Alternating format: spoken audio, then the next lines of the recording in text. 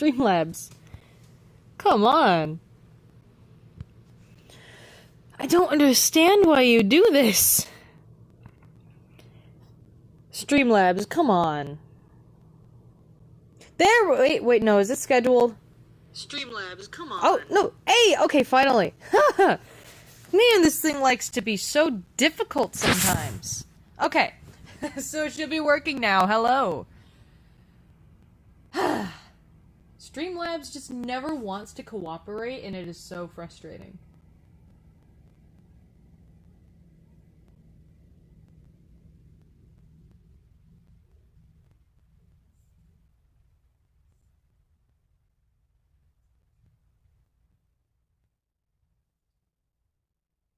Alright. Hello. I will be working on something. Which is very, very vague, is it not? You will hear a lot of aggressive typing.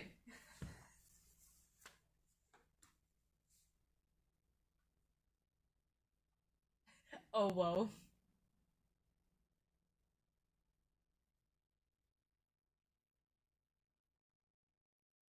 So how you doing? There's no intense typing yet. But there will be soon. My computer's finally deciding to work. I was trying to do this the other day, and it couldn't even load Google. A family tree for your Cyndaquil? Nice. Okay. So I need to load that, and then I need to load something else. I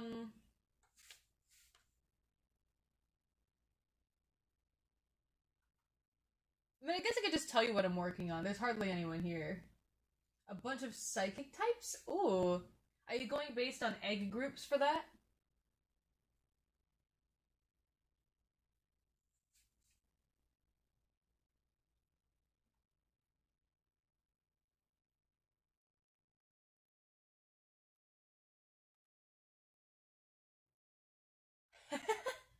Alright, so I can tell you what I'm doing.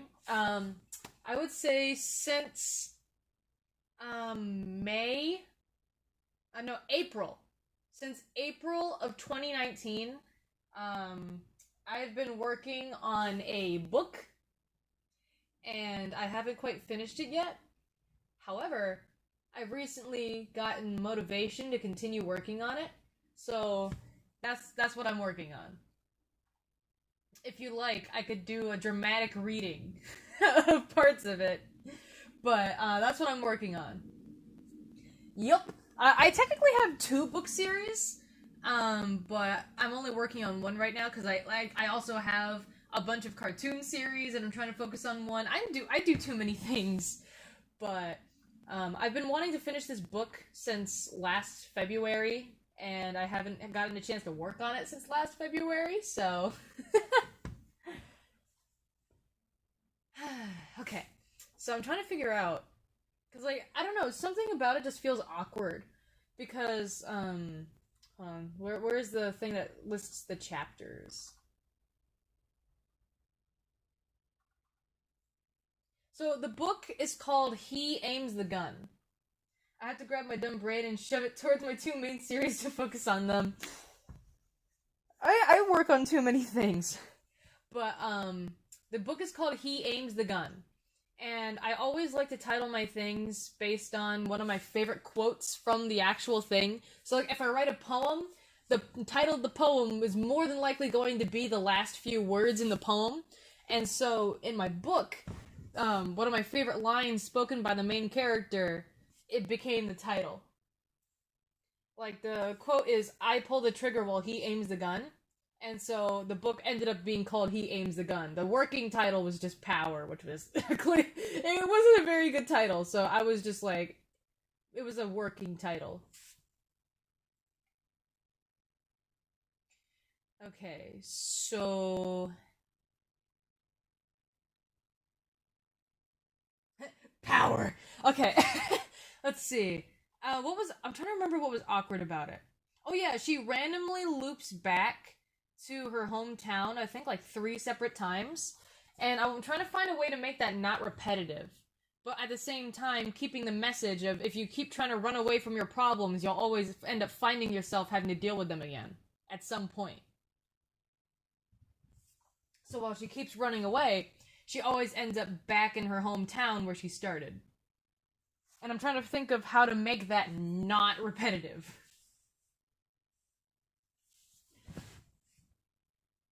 Temporal Locket used to be called Pirate Ninja and the Golden Shuriken.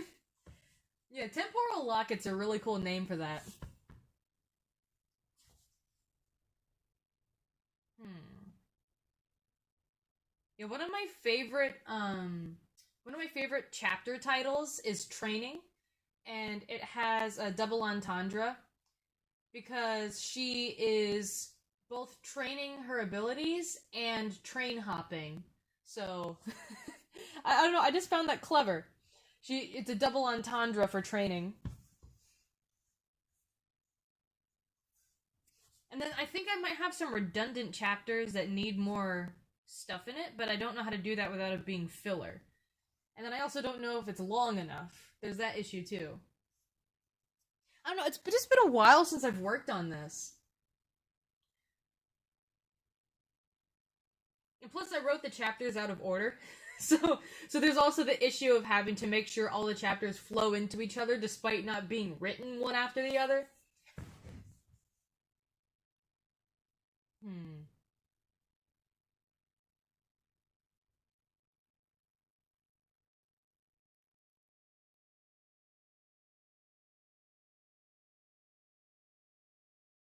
So in the first half, they're just like, why? What is this locket thing? Why is that in the title? It's got to be important.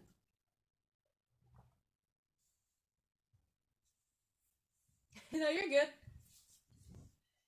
I just like double entendres. It's one of my favorite things in writing.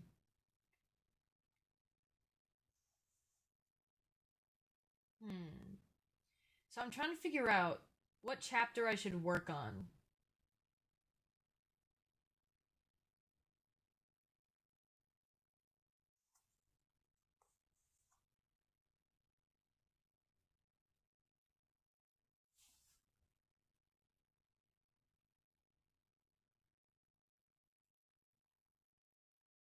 Because I have a very, very rough outline of all the chapters, and then I have a more in depth description of each chapter. It's just, I don't know.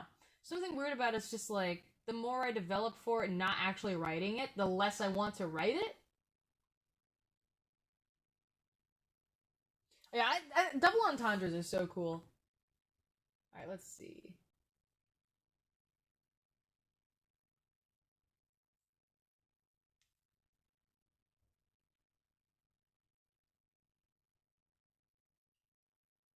Oh, yeah! So I was going to write this one chapter. This is probably going to be the one that I work on. But, I need to find a way to write an action scene. I've actually never had to do that before, so that's going to be new territory for me. Exactly. It's like I could start, but but what if and then you just start going into all this stuff and you never actually write it. But let's see. Cuz it's written from first person point of view.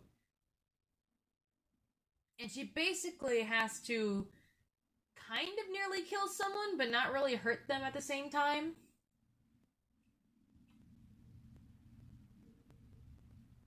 And it's in this chapter that she grabs a few things, and I'm trying to decide what those specific things are.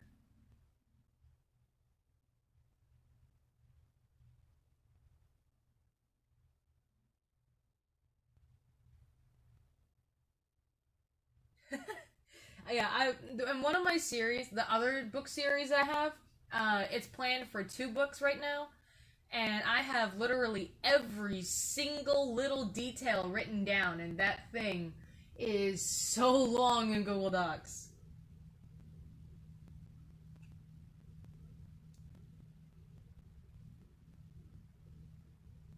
Hmm.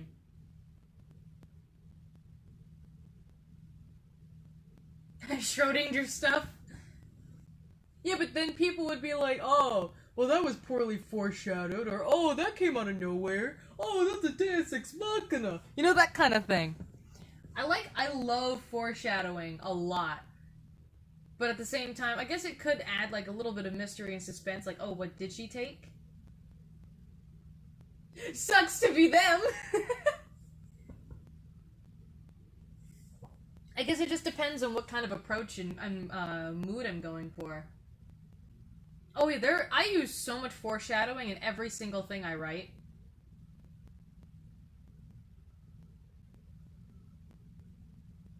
Like, there's this one scene, like the climax of the book, that parallels a scene in the ending. So, like, do you care about spoilers? I don't know if you ever plan on reading this, but do you care about spoilers? Just before I completely spoil the entire climax of the book for you?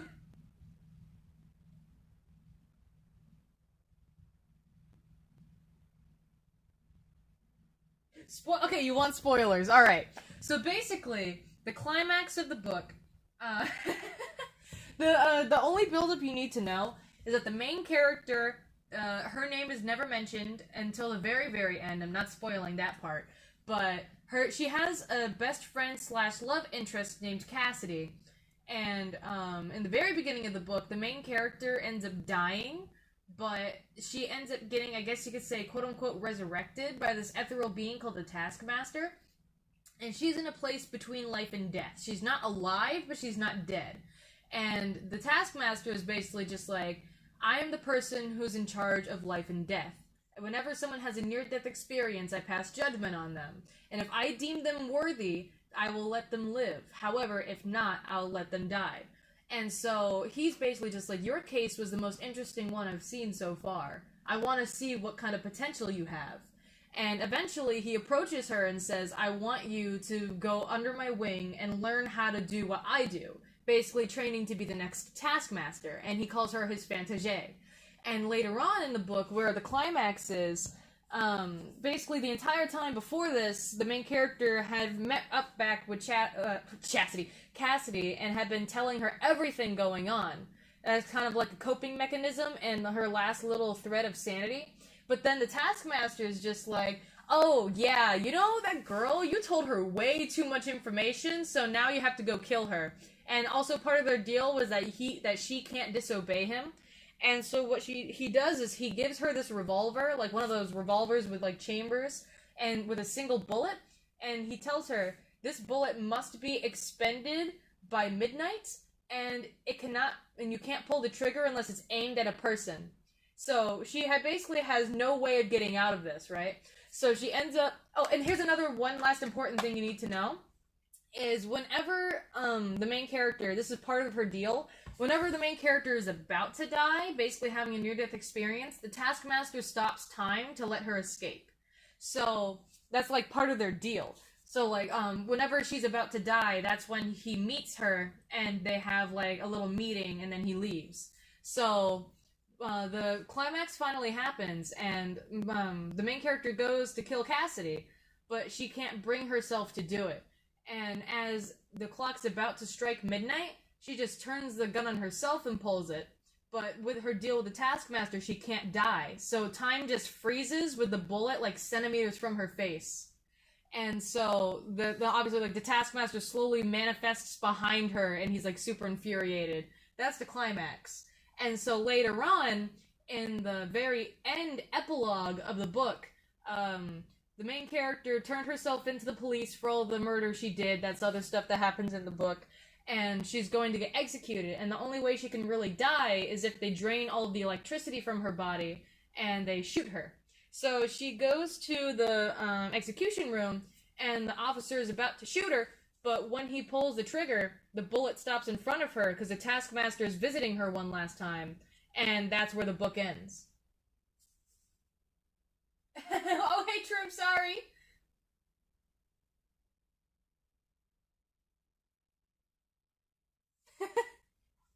I didn't even notice. I was rambling. Have fun. But yeah, so that's one of the parallels that I really like. And also, if you want more spoilers, one of my favorite parts about the ending of the book, since you want to be spoiled, the main character's last interaction with Cassidy is at that point. She basically cuts ties with the Taskmaster and is just like, I don't want your deal anymore. This is over. And like frick you, Taskmaster. But the main character's just like, yeah, I'm not doing this shit anymore. And so the Taskmaster leaves, breaking their deal, and the main character tries to apologize for everything to Cassidy. And the main character, the last thing they can say to Cassidy is, please forgive me. And Cassidy says nothing and leaves. And so in the very, very end, as the main character is being led to the execution room, she had been with a detective before this, and the entire book is her explaining what happened to a detective, which is why it was in first-person point of view. And then the officer that's leading her there says, by the way, you had a visitor, but we weren't allowing anyone to see you at this time. However, we did let them write you a note. And so they give her the piece of paper as she's walking into the room. And as she's about to get executed, she looks at the paper, but it doesn't tell you what it says. But all the main character says is that what the piece of paper said allowed her to close her eyes in peace. And then if you turn the page, it shows just the piece of paper. And on that piece of paper, it says, I forgive you. And then it's signed by Cassidy. So that's how the book basically ends before the epilogue. So yeah, I've been working on this for a while, and I really like this story.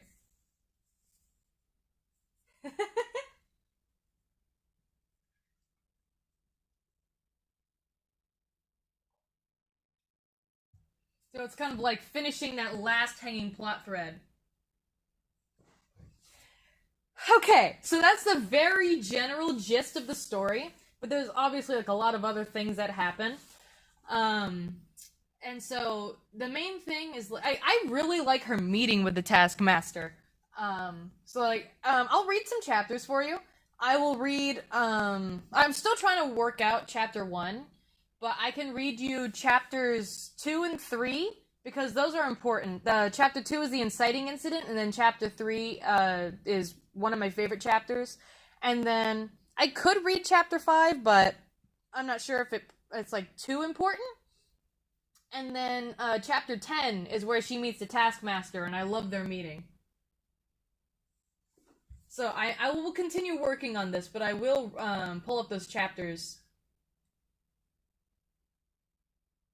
Let's see. Alright.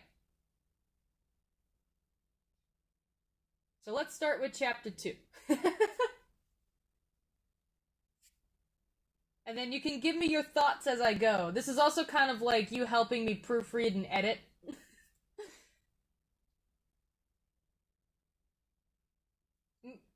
Oh, while you're getting all that stuff up? Oh, cool. Alright, I have chapter 2 pulled up. But also, one of the things I did say is that anyone who helps me... Okay, you'll be right back? Alright, but basically everyone who helps me work on the book, whether it be just proofreading or whatever, I want to give them a free copy of it when it comes out. So technically, by being here and helping me proofread, you get a copy of it. So I'm just gonna wait for Purple to get back, and I'll load up the other 2 chapters. Alright, cool. Oh, free stuff! Alright, that's chapter 3. Yeah, I'll read chapter 5. Chapter 7? No, you know what? Instead of chapter 5, I'll read chapter 7. So I'll do chapters 2, 3, 7, and 10. That sounds good.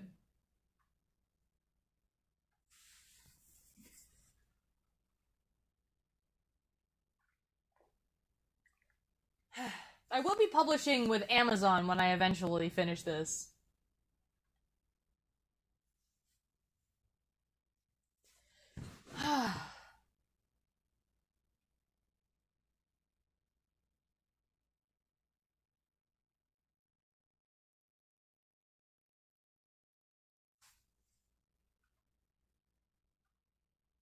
Now, why does chapter 10 have a different paper color? Oh, that is weird. Hold on.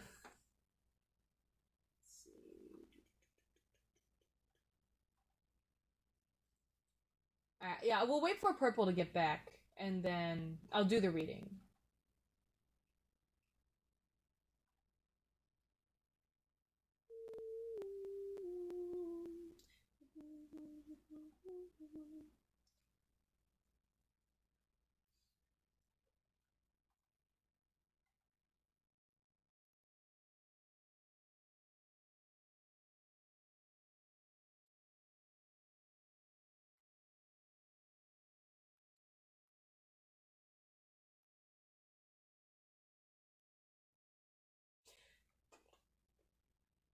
Right now, I have a song stuck in my head. Oh, this laptop is so slow.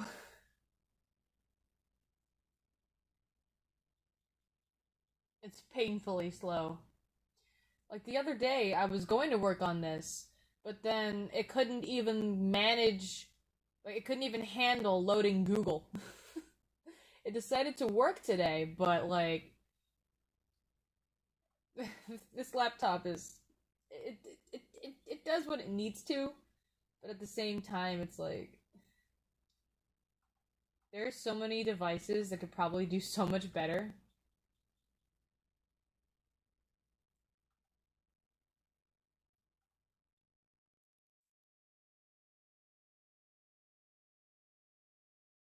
Oh yeah, how do you like the void? The blank screen that you're looking at. How do you like that? Is it nice? Nice and quiet?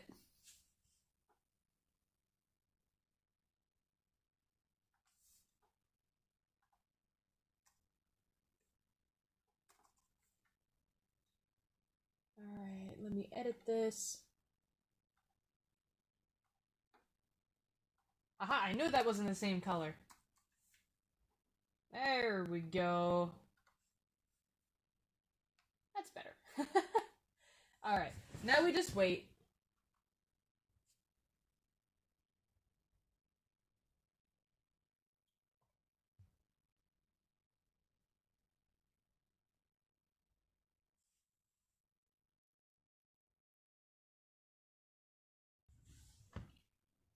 For anyone who's wondering, I would say my favorite books would probably be. I know The Hunger Games, the first one, was an amazing book. It was one of those books where I did not want to put it down. And then Catching Fire was okay. And then I didn't bother reading Mockingjay because Catching Fire just kind of lost me. The first one was amazing though. What else? I like this one book series. I forgot specifically what it's called. I really want to try and find it because one of my teachers had it in their classroom, and I would like just read these series while I was there. But it was like the book's titles were like Ice Fire and stuff like that, and it was about like a family who killed dragons, but the mother had like a special piece of snow, and they would put a piece of that snow in all of the dragons they killed, and the dragons would come to life from it. And it was a really cool concept. I can't remember what the series was, but I really liked that one. There was this one book, I forgot what it was called. I think it was like Storm or something. But it was like this little girl who had a psychic connection with this dog, like this stray dog, and she saved him from drowning. And then it turned out that she and this dog had like a special ability to be able to sense the emotion and fear of people who were in danger. And so they were basically able to track down and save people. What other books were really good? There was. What's another really good book? Trying to think because there's so many like good ones, but I'm trying to think of like good ones. Like could qualify. Oh, I think there was another book called like Before the Storm, where it's a bunch of dogs in a city that was swept by like a level 5 hurricane. So everyone had to evacuate, but a couple of the pets got left behind. And so after all the humans were gone, the animals had to try and survive on their own in a destroyed city. And so like they would form different packs and stuff. It reminds me kind of like of Warriors, but with dogs and less cinematic. But it was still really good. It was like the leader was a German Shepherd, and they had like a bunch of other dogs, and then they had a rival clan that would like was super aggressive and tried to kill people. And it was a really interesting book. Like just having like the animals working together in a post-apocalyptic society, basically. It was really interesting. It spurred like a mini little story that I wrote when I was younger and first read it, but I never really went anywhere. I had like maybe 2 chapters, and I used it for a school assignment. But yeah, that was a good book. What other really good ones are there? I know a lot of people like Harry Potter, but I was never able to get into it. I tried reading it, but yeah, I started with I started with Chamber of Secrets, and I couldn't finish it. It was so boring. People told me it does get better, but I don't know. If a book takes too long to get good, I don't know. It's just like you're supposed to captivate the audience in the beginning. Oh, another book that was amazing, Shallow Graves. Shallow Grave. It's one of the books that inspired the story I'm writing. Basically, there's this girl who's walking home from a party, and she ends up getting murdered on the way home and buried in a shallow grave, hence the name. But in doing this, she turns into a monster, kind of, quote unquote. Like, she's still like a human appearance, but she's like an undead kind of thing. And apparently, I forgot what specifically it was called, but she's this creature that is spawned from vengeance and like unjust deaths. And so she's basically walking around trying to find the dude who killed her. But the thing is, now that she's this creature, she can suddenly see the evil within every single person as kind of like an aura surrounding their body. And so if you're like an evil person who's done evil things, then you would have like a dark cloud surrounding you. And so she would go around hunting down these people who have like committed murders or other heinous crimes, and by grabbing their arms, she would suck the life force out of them and kill them. But in doing so, she gets the memories of those that they killed. So she's kind of going around as like this undead vigilante, but she eventually comes across this one dude who like eats dead bodies or something. Like he's one of those monsters. I forgot what he was called. But there was like this, I remember this one joke where he's just like, yeah, I eat dead bodies, but you're still a bit too alive for me, so you don't gotta worry about that, buddy. And it's like, eventually, that one dude leads her over to like this witch or something, and then eventually, I forgot the specific climax. It's been a long time since I read it, but there was something that happened. But I do think it's just really funny because the book opens, like, the way this book opens is amazing. It opens with the main character, like, riding, I can't remember if it was a bike or a skateboard, but she ends up crashing into a tree, like, at top speed, and she's like, well, that's another way I could have died, but didn't. And that's just how it opens. And then she goes into explaining that she can't die. Hey, Chris, welcome! We are currently waiting for Purple to get back. I am working on something, and I will be reading part of that something.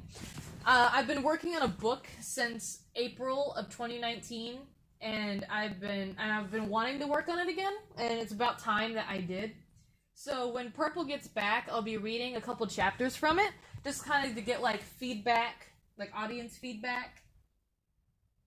And then obviously to get rid of, like, hide spoilers, this stream will be unlisted afterwards.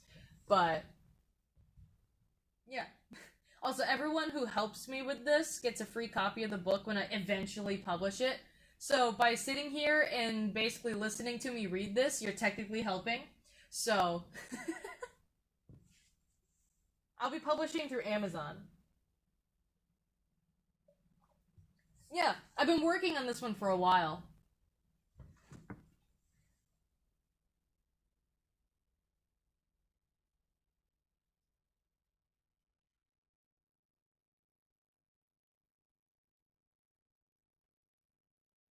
Yeah, I remember you telling me. He made you watch Chicken Little like 3 times in a row.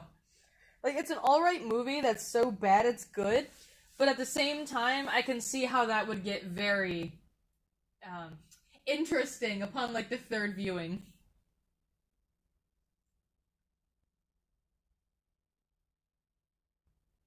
Also, how do you like the black void that you're forced to stare into? 7 times? Dude, you gotta watch a good movie to cleanse that. I mean, it could have been worse. You could have been forced to watch Shark Tale 7 times in a row. I mean, it's good for what it is, but it's one of those movies that's like, it's so bad it's good, but in a different way. I don't know which one is worse, Chicken Little or Shark Tale. That's a very difficult one to do. Oh, then there's also the Bee movie that's so bad it's good.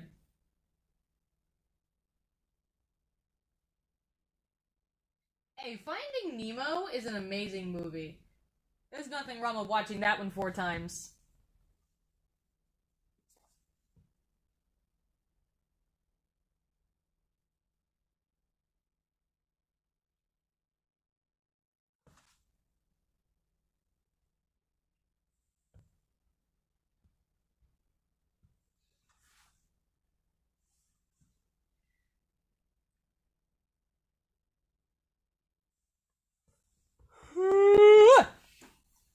Another thing I've been trying to figure out is how to have chapter 1 properly transition into chapter 2.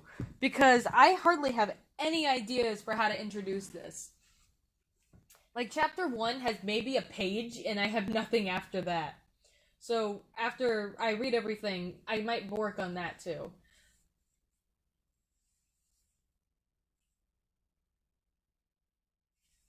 Oh, to watch the dog.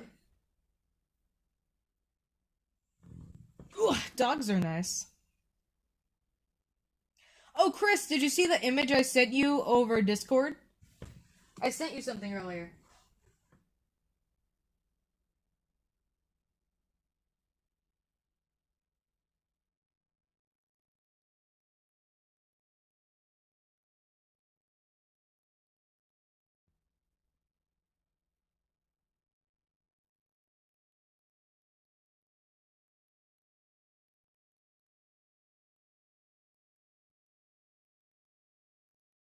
Yeah, sure.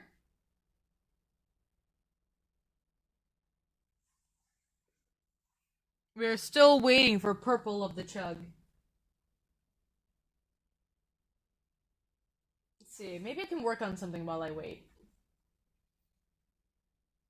Let's see. Oh, there you are! There you are, right on cue! Welcome back. Work stories. Work stories are always fun. I was saying, we're still waiting for Purple. Maybe I could work on something, and then you magically pop back in.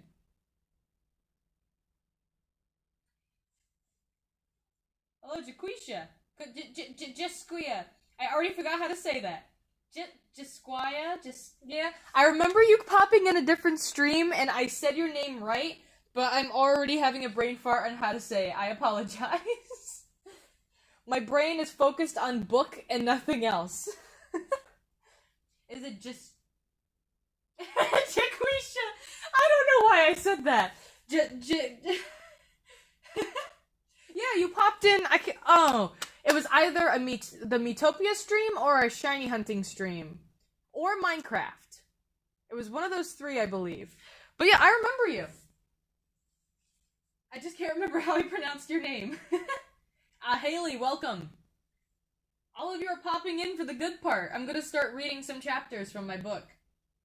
That's what I'm working on. And so I'm hoping to get some feedback, kind of like an audience review kind of thing. Jasquia. Okay, yes, Jasquia, got it. Alright, later, Chris. Yeah, Haley, it was so hot here earlier. It was like 97 degrees outside. Whew. Alright, so we can begin now. So I will be skipping over some chapters because I want to show you just like some really good ones. So chapter 2, you need to at least hear part of it for context, and then chapter 3 is a really good one because it sets the tone, and then chapter 7 is like carrying the tone, but also kind of giving insight on the character. It's a short one, and then chapter 10 is where they meet not the antagonist, but more like the character who guides the main character in the wrong direction.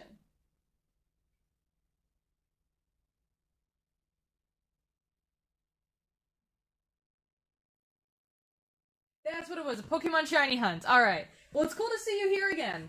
I'm not sure if you're into literature and books, but if you are, do stick around because I will be reading this momentarily. So I have all the chapters pulled up, and I already told Purple a lot of spoilers, so... So when everyone is ready, I'll start reading chapter 2, and you can give me some feedback after each one. Yes, I know, right? The dark void, it's so beautiful. The frames per second, it's so smooth. Alright, so Purple's ready. And drawing Pokemon. Oh yeah, you're drawing the family tree of Cyndaquil. Alright, Haley's ready. I'm gonna try not to yawn too much while I read this. Despite getting plenty of sleep, I've been tired lately.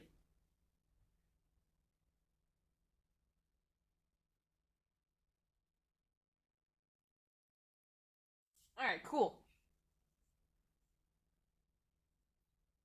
Alright, I'm assuming that Pro is lurking, because he did say he was at work. Disquai is being unproductive, apparently. You ready? You went to bed at 2 a.m. I haven't been able to do that lately. I've been going into work at 7 a.m. every day, so I've had to be going to sleep much earlier than I normally do. I usually go to sleep at like 6 in the morning. I can't be doing that right now. I will be going back to the closing shift though, so I can get back into late night streaming again.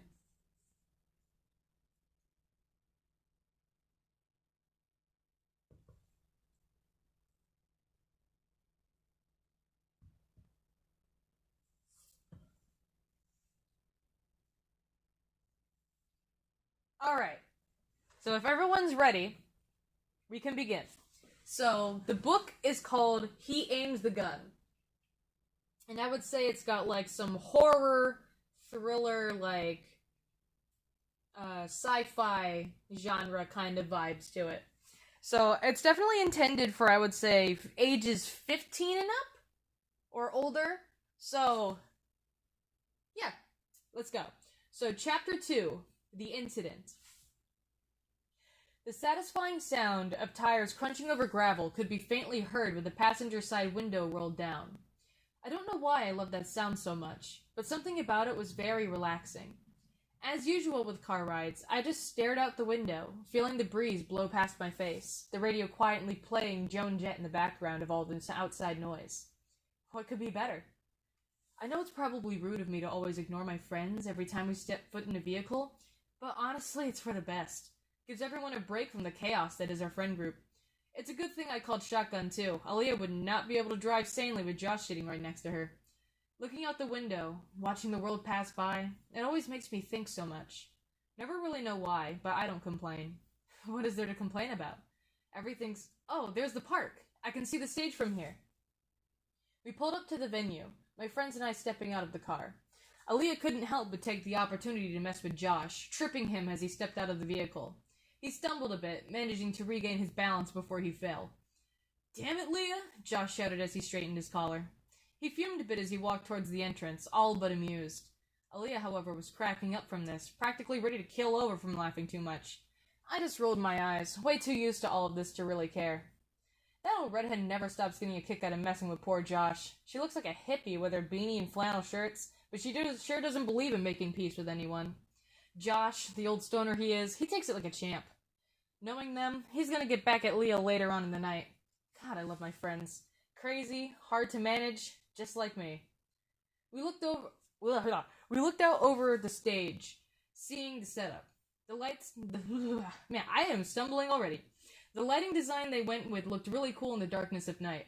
The contrast of the neon lights with the night sky were very cleverly put together. This is going to be awesome. We paid our entry fee and made our way over to the stage. We were pretty early, so we took our places right up front at the foot of the stage. We didn't mind getting there. We didn't mind getting there early if it meant we got our favorite spot. We spent the downtime just joking around and talking as the rest of the audience arrived. I did my best to keep the peace between Josh and Aaliyah, but of course I could only do so much to try and stop Josh from pouring a whole can of soda on Aaliyah's head. "Damn it, Josh!" Aaliyah shouted as she shook droplets of soda out of her hair. "Way to go, Josh. Do you know how long it's going to take to wash out after it dries? You'll be feeling the backlash of that one on Monday, that's for sure. That is, if I can keep her from kicking in your chest." The stage was already set up. I assumed the band was waiting backstage until the performance time. I'd never seen this band personally, but I did look up a couple videos to gauge their quality. If I'm paying to come see them, they better be worth my time. Luckily, from what I had seen, they were pretty good. I had a lot of respect for their lead guitar player. He could seriously perform well on those solos. I was looking forward to seeing it in person. Eventually, the band stepped on the stage, announcing their name and players. Shortly after, they began to play their first song. Now I'm skipping past all this stuff. Okay. Now here's where the inciting incident happens. So she's just talking about how she likes the concert, and then it goes into, "My favorite part was when they looped the backing for the chorus, and the lead guitarist improvised a solo. I will admit, I geeked out a bit from how awesome it was. I'm not the best dancer, but when it comes to concerts, I dance regardless. When I'm lost in the crowd, it doesn't matter how ridiculous I look. I don't know what possessed the lead singer to scan the audience and stop to look at me, and I looked right back. We made eye contact. The next thing I knew, he was right at the edge of the stage, holding out his hand to me. Well, it would be rude not to oblige. I was pulled on stage by the lead singer, the tempestuous crowd growing to an uproar, cheering for me. I was the lucky one, I guess. Or unlucky. I can't dance. Do I just stand here and do nothing? Oh, which one would be more awkward? Everyone is looking at me. Damn it, Aaliyah and Josh are cheering for me, just like the geeks they are. I froze up, standing in front of all those people. What was I supposed to do? I had no clue. The band continued to play as I felt myself take a step back, subconsciously trying to get away from the situation. I took another step, then another. I probably should have looked back as I was walking. It wasn't exactly the largest stage. One more step was enough. I fell over the edge of the stage. How embarrassing! I quickly realized that embarrassment was the least of my worries. I fell right into all of the electrical and sound equipment.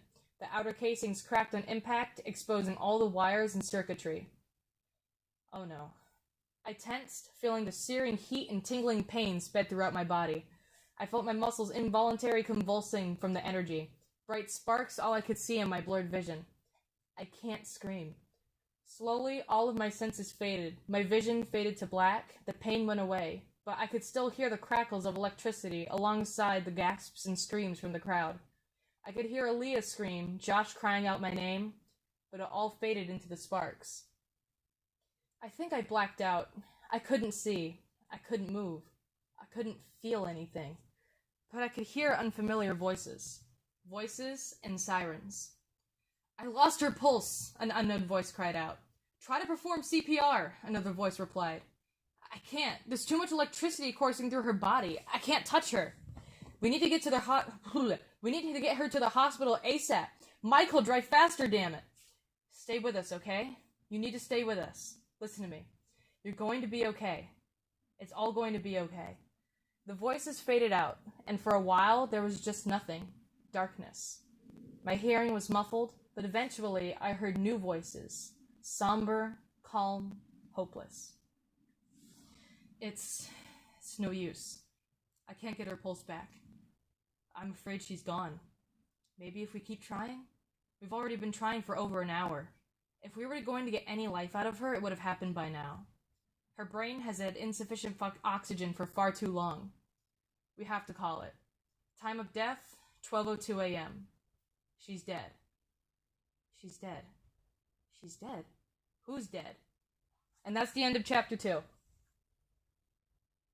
And that's one unsafe stage set designers call Get Fired.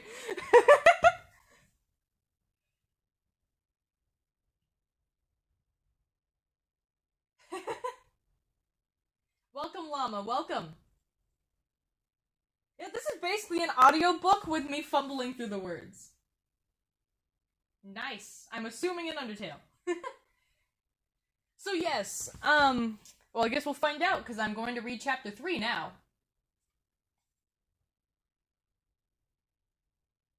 So now we're on to chapter 3. Isn't that all audiobooks? Well, I assume they take multiple takes, so that way they don't have all that fumbling in there. Well, Haley will find out. Here's chapter 3, The Hospital. Cold. Why is it so cold? So dark. Where am I? What happened? What did I hear them say? She's dead, they said. She's dead. She. Who's she? Is she... me? Am I dead? No, I can move. I'm thinking. I'm breathing. I must be alive, but I hear nothing but my own thoughts. I don't hear my pulse. It just must be weak from the cold. What is this? I felt like I was lying down on something, or in something. I raised my hands up, but they were stopped short. Something cold and hard was blocking me, smooth and solid. It can't be a wall, so what? I pushed against whatever this barrier was, my expectantly numb muscles well and alive and giving whatever it was a fight. It was surprisingly easy. The top of my container swung open, exposing me to the dim lights and even more cold. That was unsettlingly easy for sitting in the cold for God knows how long. I was able to see in the dim light that I was still in the same clothes I wore to the concert. A horrible smell wafted over and hit me. It smelled more horrible than anything I've ever smelled before. It was so distinct. Despite never smelling it in my life, I knew exactly what this abominable scent was. This is the overwhelming smell of death. If I'm not dead, then someone or something is. This smell, this cold, it's overwhelming. It's too much for me to handle. This room is its own Arctic hell. I need to get out of here. I managed to get out of my container, stepping out into the freezer. I looked around at my surroundings, the small room feeling very claustrophobic. There were various shelves in the room, tons of containers similar to mine lined along the walls. Cold, the smell of death, containers for bodies? I now knew where I was. I must have been brought to a hospital, but they thought I had died. I was presumed dead. I'm in the morgue. They stuffed me in a freezer. They said I was dead. Am I? Shaken, I lifted my trembling hand up to my neck to check my carotid pulse. I waited intently. But to my horror, I felt nothing. Not even a single beat. I really had no pulse. How the hell am I alive? I wasn't alive, though. They declared me dead, stuffed me into this cursed room for storage, yet here I am, standing, moving, thinking. I have cognitive thought. I have consciousness. How is my body moving? How is my mind racing? How is any of this even possible? I was lost, but now wasn't the time for questions. I had to get out of this damn freezer, away from these cursed corpses. My blood may not pump, but for all I know, I could still suffer from hypothermia. I have to get out of here, now. I made my way over to the door, but I couldn't open it. It had an electronic lock that could only be opened by an employee ID with clearance or a keycard. There was no way I was getting out of here on my own. I had to get help. I'm trapped. Hello? I shouted from behind the locked door. Can anyone hear me? I got locked in here. It must have been a mistake. No one heard my shouts. I was alone. What the hell? Is it normal for them to hear screams coming from the morgue? Why is no one coming? I guess I'll have to take matters into my own hands. I have to get out. I grabbed onto the frozen door handle and jiggled it vigorously in a futile attempt to try and open the door. Of course that didn't work, you idiot. The damn door is locked. If I can't just turn the handle, what else can I do? I looked at the door for a moment, suddenly taking a few steps back. I steeled myself before running forward and ramming into it. That did no good. It only hurt my shoulder. I have to get out. Even though deep down I knew it was futile, I rammed the door again, and again, and again, and again, and again. And the only thing I achieved was a bruised arm. Didn't someone once say that a kind of insanity is doing the same task over and over and expecting a different result? I threw myself against the door one more time, resting against it for a moment as I caught my breath. I'm never getting out of here. I brought my hands up to the door to support myself, when a bright spark and a flash startled me. I felt a shock in my hand. I jumped back from the incident, hearing the lock click open. What the hell was that? The electric lock on the door short-circuited from something. I can't place what had happened. I think my hand touched it, but how could my hand break the lock like that? I slowly opened the door, shielding my eyes from the bright lights in the hallway. I heard nothing but silence. The halls must have been empty. The blinding white halls slowly came into view as my eyes adjusted, and what I saw startled me. Everyone in the hall was staring over at me, fear in their eyes, shock. No, your eyes are not deceiving you. A person presumed dead is stepping out of the morgue right now. Don't ask me how I got past the lock. I couldn't answer that one for you. I'm wondering too. For a few moments, we just exchanged glances, staring back at each other. Some gazes were concerned, some looked confused, and some were petrified like a deer in headlights. Even my parents were in the hall, staring at me in utter disbelief. Their daughter, who was presumed and declared dead, just walked out of the morgue. I finally decided to take a step forward, and I saw them all recoil back. Hi, I awkwardly said. One of the doctors hesitated, but slowly approached me. He looked confused, a little scared, but mostly concerned. I felt a little relieved. Someone was trusting me. He was going to help me, rerun their tests, and realize that I'm okay and I can just go home. This is all really going to be over. I can go home and we can forget all this. He held out his hand to me. I did the same, reaching out to him. This is it. It's all going to be over. I can... What the hell? I was stunned, shocked, terrified. Everyone around me doing the same. From my outstretched hand, there was electricity. I was flowing from my hand into the doctor in front of me, a cerulean arc of energy flowing in a perfect stream directly into his chest, right to his heart. He was convulsing from the energy, screaming an agonizing scream. I tried to move, but I was in shock. I just watched as he collapsed to the ground. The electricity must have stopped his heart. He didn't move. Did I just kill him? Oh my god. I looked up, everyone's expressions changing from fear and concern to fear and rage. Rage for me and my actions, intentional or not. Even my parents were standing there, staring at me in utter horror. They were afraid of me. Their daughter, who was presumed and declared dead, just electrocuted someone to death with her own hand. I began to stutter out, but it was too late for justification. People were already beginning to scream and run away, security hoofing it over with great speed. My parents took one more look at me and ran, not looking back. What have I done? I keep scrolling randomly. Get back to the part I was at. There we go. I panicked. I didn't know what to do. I couldn't explain what just happened nor justify it. So I ran.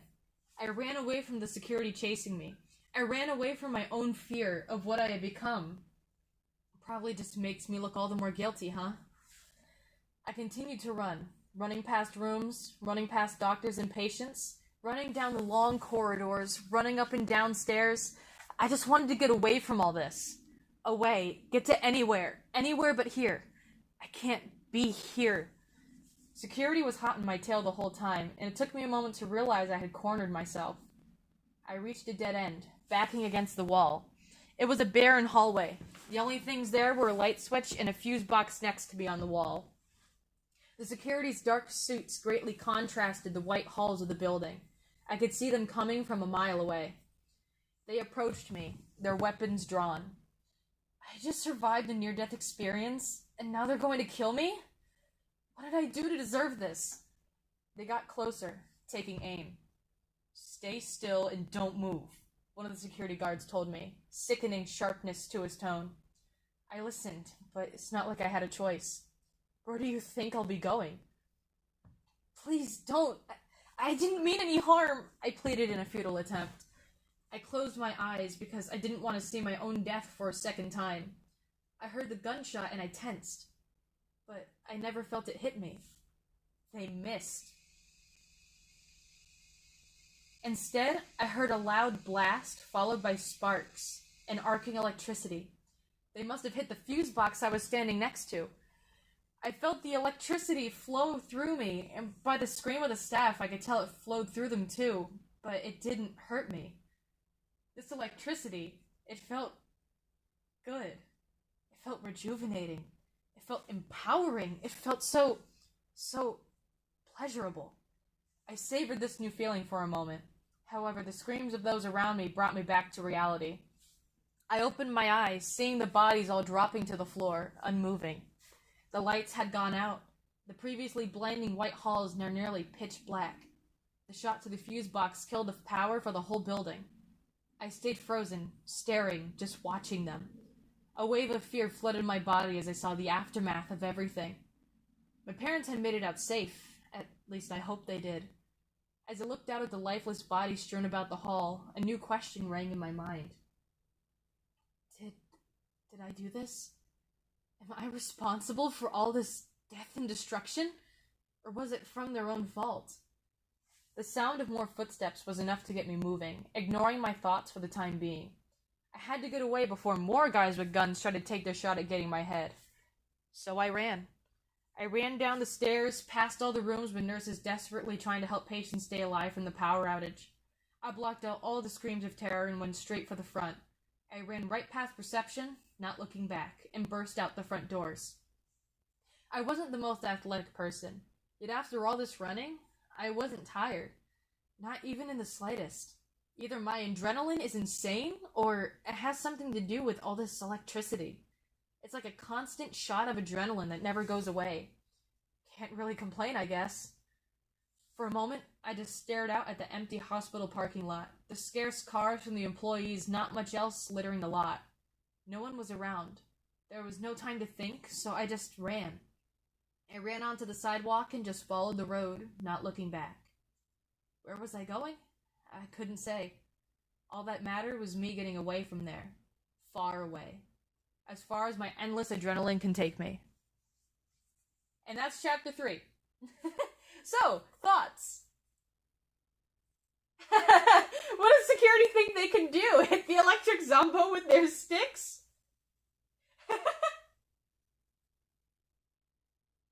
Yes, they do have stormtrooper aim. They missed. So what? Catch our protag dancing on the power grid. So what are your current thoughts after chapter 3?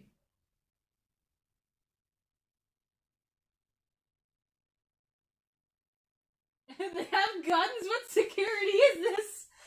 It's intense security. This is like top level security right here.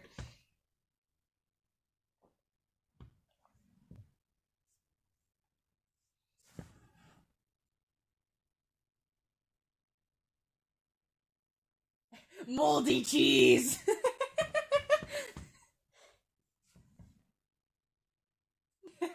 So, what do you think of the story and atmosphere? Oh no, my one weakness, guns!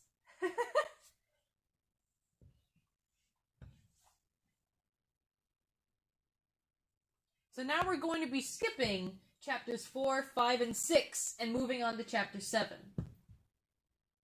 Chapter 7 is a short one.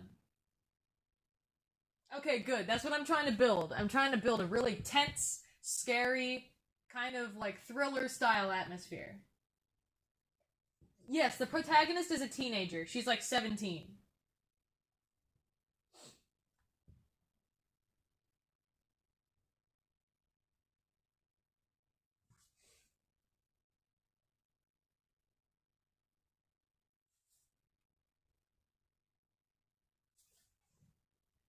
Alright, now we're going to start with chapter 7. I like how everyone overreacts and makes it worse. That is a running gag. Like, not really gag, but like theme. Theme in this book. Like, you're at a hospital.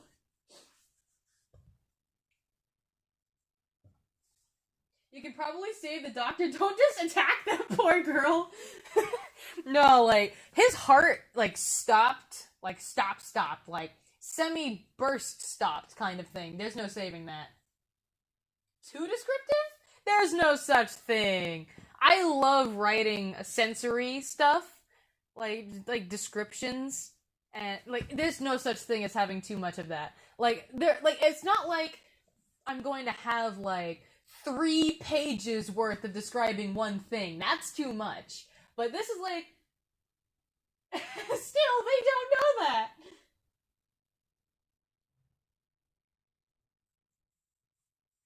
Welcome back, Haley. Alright, now it's time for Chapter 7. This is probably the shortest chapter right now, but it does what it needs to. So there's going to be a little bit of a skip. You just see this scared girl accidentally zap the doctor and go, "Oh, exploded heart!" Kill her!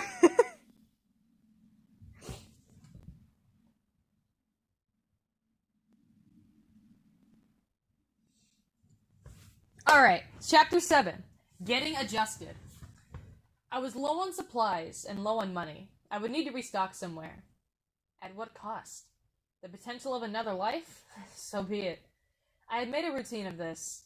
If I just went through with the motions, I felt less guilt. Less. There was still guilt from this, and I hated that. I walked along the road, avoiding being seen by passing cars. I needed to find somewhere no one would remember. Somewhere no one has really heard of. With workers no one would miss. Staying hidden in the shadows as I stood beside the streetlight, I observed my next target.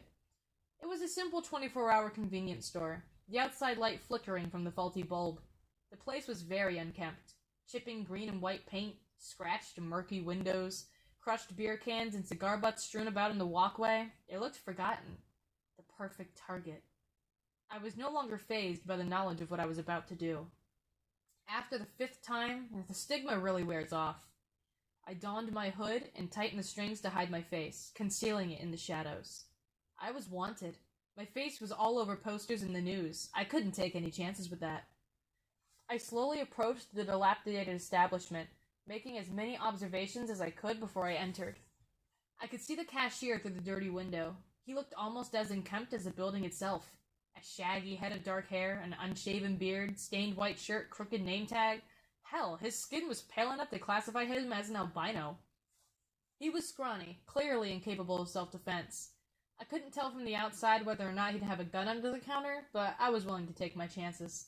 So long as he didn't shoot me in the head, I would be fine. I entered the store as casually as I could to not raise any suspicion. The place was empty aside from him, and from the look of it, he didn't like working the graveyard shift. The irony of this is kind of sad.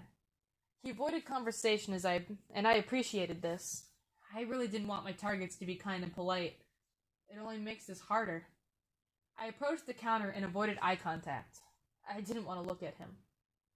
"It's nice to meet you," I lowly said, holding out my ungloved hand to him. Yeah, you gonna buy something or what? I get paid by the hour, you know. I didn't have to look up. I could tell from his incredibly disrespectful and sarcastic tone that he would have an equally sour expression on his face. Jeez, dude, you ever heard of common courtesy? My hand's still out here to shake, you know. To my disdain, he was still just looking at my hand, his arms crossed in protest against my request for a friendly gesture. Way to be rude. I don't feel sorry for you at all. You're just gonna keep standing there at the ground like a... I didn't give him a chance to finish that sentence. I just grabbed his arm and pumped him full of electricity. I intended to look away as usual, but my eyes always get drawn back in. And every single time, I regret it. I saw his face, eyes full of fear and agonizing pain, muscles tensing and convulsing. His eyes rolled back into his head and he collapsed to the ground. I allowed him to fall behind the counter. I wasn't sure if the electricity had stopped his heart, but at this point, I didn't want to know. Let's make this quick, I muttered as I made my way to the cash register. One quick jolt was enough to open the drawer, allowing me to take all the bills that were inside. While I was at it, I also grabbed a lighter and a pocket knife, putting it in my book bag. I was already wanted on several counts of murder. I figured a couple petty theft charges wouldn't affect much. I looked around to see if I should grab anything else before I left. In doing so, however, I saw the paralyzed cashier, still twitching and convulsing on the floor. I turned my gaze away and walked out, not looking back. Even after the sixth time, perhaps there is still some stigma that lingers. That's chapter 7. Girl, just zap an ATM! She's not zapping energy from them, she's pumping electricity through their body and electrocuting them to death. Yeah, it is a pretty big jump. Homegirl just okay with murder now. Girl, just zap an ATM. I don't think it's that easy. Yes, she is a criminal. She is most certainly a criminal now. So, what are your thoughts on that chapter? During genocide, does Mettaton have a different form? I don't think so.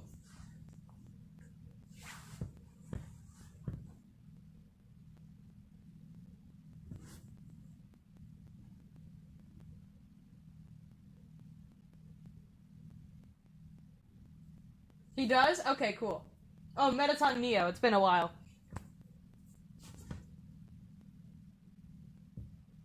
So, your thoughts on Chapter 7?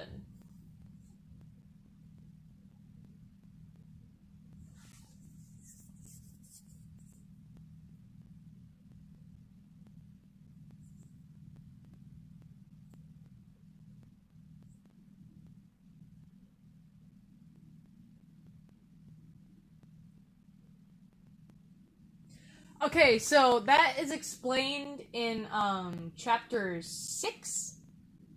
But the long and short of it is she can't be caught in any way, shape, or form because she's wanted on multiple counts of murder. And it's also to the point where she's slowly degrading insanity. So her logic and reasoning is also slowly degrading with it. So, and I got a no touchy rule. Like, instead of, like, no, like, at first, she doesn't want to kill anyone, but the first time she robs a place, she almost dies again, so she has to kill him, and so, as kind of, like, just being safe, at least that's how she sees it, she kills everyone she robs, and so, as also kind of a sign of, like, she goes from unintentionally, like, it was in self-defense to, well, here goes another one. Yeah, she doesn't care anymore. It's like she has a slow descent into insanity throughout the entire book, and in chapter 7, it's showing that she still has some remorse. She still has some humanity. So, like in the beginning of the chapter, she says after the 5th time, the stigma kind of goes away. But in the very end, as she's walking out and seeing the dead body on the floor, she says, okay, maybe even after the 6th time, there is some stigma that still lingers, showing that she still feels remorse for what she's doing as much as she tries to hide it. And it isn't until much, much later that completely goes away, and then you're like, yeah, homegirl lost it. Does that make sense? The whole book is a slow descent into insanity. Yeah, it is. But, here, I'm just going to open chapter 5 real quick, because that has my favorite moment that first starts to solidify the fact that, yeah, she's starting to go a little cuckoo. But yeah, also, one of my favorite parts as well is, throughout the entire book, she slowly, her body itself starts to slowly decay. So, like, her hair turns white, her skin turns pale, her eyes turn bloodshot, and, like, since she loses all of her blood, her skin turns thin, cracked, and papery. And so it's like, as her mind degrades, her body degrades as well. So it's kind of like a symbolism sort of thing. The more decrepit and monstrous she looks, the more, like, the deeper into insanity she's gotten. So it's like a visual representation. And so there's a couple times where either someone else will describe what she looks like, or she'll describe herself looking in a reflective surface. So if I go into chapter 5, I'll give a very brief summary of the beginning so you have some context. Basically, she's been running for a while, and she decides to just kind of like slow down and think. But then as she's thinking, she hears police sirens, and she realizes at that point when the police pulls over and tries to arrest her that she's wanted for murder. And so she runs, jumps over a bridge to escape, and she starts tumbling down the side of a really steep ravine. And so that's what you need to know for this really brief excerpt here. This is from chapter 5. So it's, at some point, I hit the ground, landing in a small creek at the bottom of the ravine. The water felt hot. I brought my hand up to my shoulder, finally taking a moment to inspect my wound. It was deep, a clean shot. It stung to the touch. It hurt like hell. But I should be fine. I pulled my hand away and looked it over. It was covered in the crimson substance, coalescing into drops and gently dripping down my hand as the moonlight above me was shimmering off of it. Would it be psychotic to admit it looked kind of pretty? So she kind of, like, she's got shot in the shoulder. She has blood covering her hand since she was gripping her wound. She looks at it in the moonlight and she's like, oh, this is kind of pretty. So that's like the first moment you're like, okay, hold on. And that's her first real display of starting to delve into insanity. So anyway, that's one of the small moments that's like, yes, red shiny hand. That's one of her first moments that makes you go, oh, okay, that's not normal. So anyway, chapter 10 is where you meet the Taskmaster, who's like I said, not really an antagonist, but more of like an accomplice. He just leads the main character down a really bad path, even though she's already going down a really bad path. Alright, so here we go. Chapter 10, the first meeting. Coming to an understanding of my new abilities was still rather surreal to me. I knew it would take more time before I'm finally on terms with everything. I'd fallen into a pretty basic routine. I no longer had to sleep, so I spent most of my time walking or thinking. Since I was wanted, I stayed hidden during the day, and I would walk during the night. Whenever I was low on supplies, I'd do what I had to in order to replenish them. It all started to feel tedious. There wasn't much I could really do about it considering my circumstances, so I went with it. Days turned into weeks, and soon enough, I didn't care about how many days had passed. What would keeping track do for me anyway? Following my routine, I began to walk when night fell. I knew it was a little risky, but sometimes I really enjoyed walking through the dark tunnels to think. Of course, the occasional car would drive by, but they never hit me. Sometimes I would keep track of the different vehicles that would drive by as I walked. Some of those trucks could take me so far away from all of this, states away even. I would always think of just hijacking one and just leaving, but for now, walking was enough. And tonight, I felt like doing exactly that. I found myself pacing back and forth in a nearby tunnel, the faintest lights illuminating the concrete body of the path. All of this is crazy. Am I just now noticing that? Of course not. This electricity, I guess it's a power of mine at this point. I can control it better now. What can I learn to do with it? What's the potential? I guess only time will tell. Wait, these lights. Encroaching headlights behind me made me stop dead in my tracks, stopping my train of thought. By the time I turned around, the car was right in front of me, speeding down the road. The harsh, bright red paint cut through the darkness, screaming at my eyes from the silence around me. I tensed, bracing for the impact. However, it never hit me. The car had stopped so suddenly, unrealistically. The tires of the vehicle didn't even screech upon stopping. In fact, there was no sound at all around me. Not the engine of the vehicle, not the crickets in the night. Silence. Nothing can stop that fast. What the hell just happened? The headlights of the car in front of me made it difficult to see, but when I shielded my eyes from the bright lights, I realized that all color had been drained from my surroundings.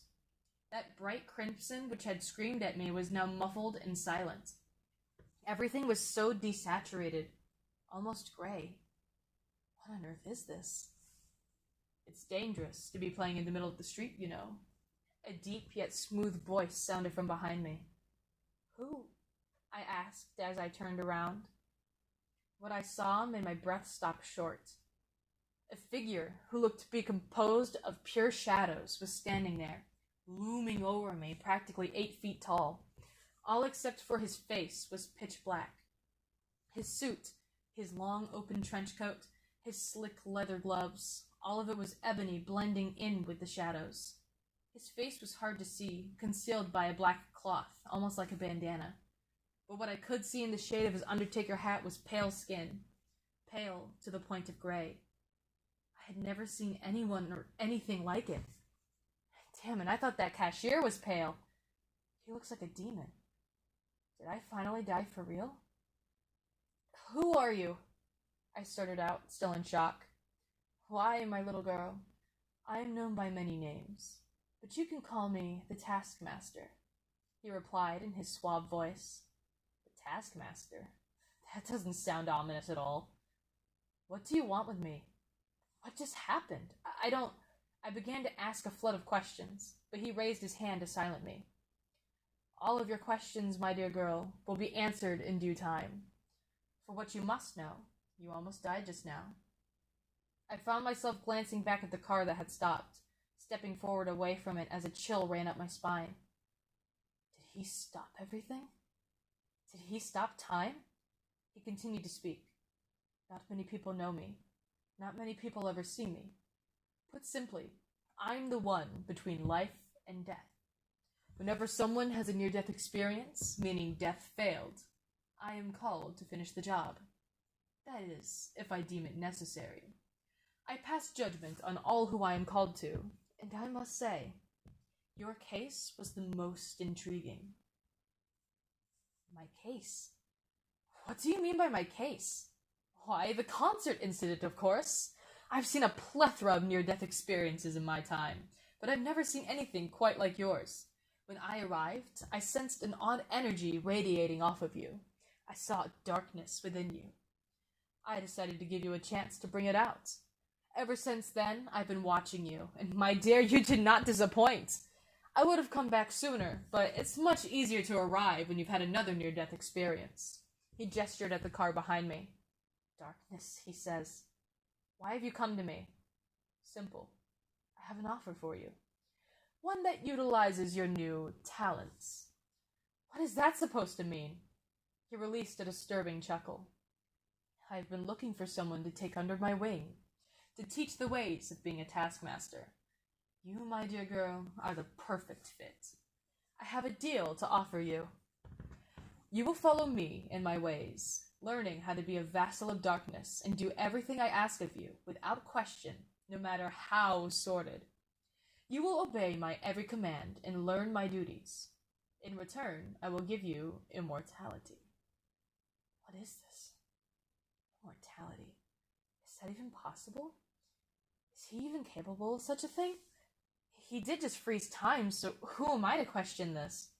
The offer sounds kind of nice, but at what cost? He could ask me to do anything. Who knows what would happen if I took the deal and rebelled against his authority?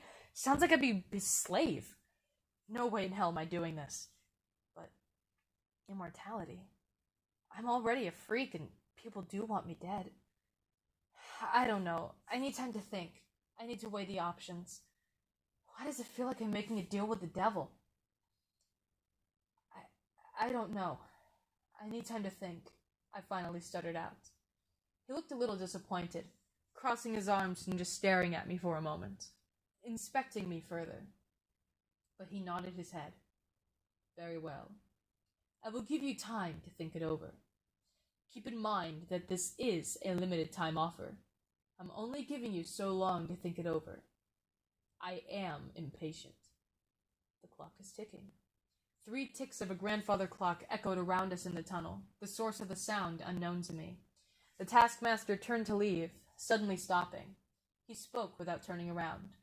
Oh, and by the way, you might want to get out of the road. Just a thought. And with that, as suddenly as he appeared, he vanished. Out of the road? What does... Right, the car! I watched as the color of the world returned around me. I bolted to the right against the wall of the tunnel as the car sped past. It continued on as suddenly as it had stopped, losing no momentum. A Rubicon streaked through the darkness. That was close. Taskmaster's offer. An almost ethereal being coming to me and making such a proposition. To work for him, I don't even know what kind of work he does. His appearance told me nothing. But he could easily strike fear into those not as acquainted with horrors as I've seen.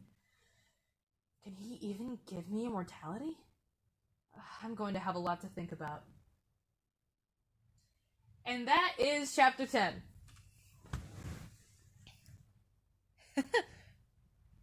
Man God? He's a limbo man. Jesus the Shadow Man. Quick, before Disney finds us, call within the next 10 minutes to get a second immortality for free.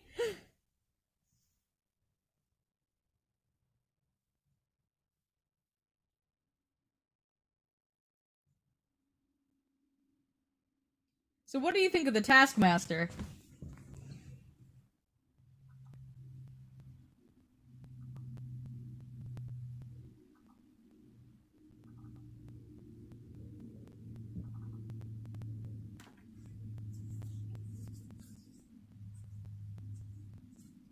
Well, yeah, it's more realistic that way. Like, imagine if the main character was just like, hell yeah, I'll work for you. It's like, what?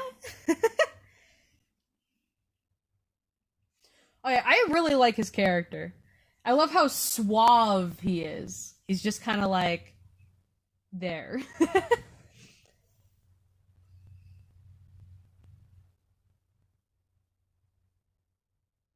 Shadow Man Jesus.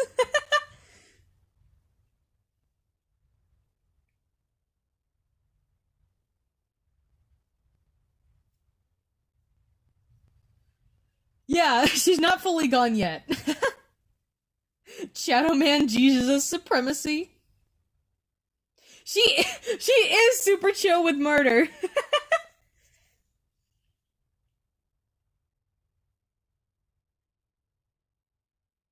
Oh, she does, don't worry. Spoilers. But let's see. Ooh, who wants me to read the last chapter?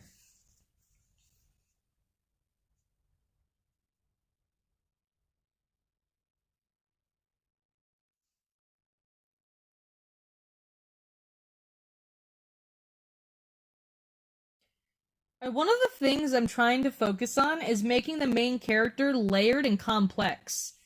Do you think what do are you getting like multifaceted from her so far?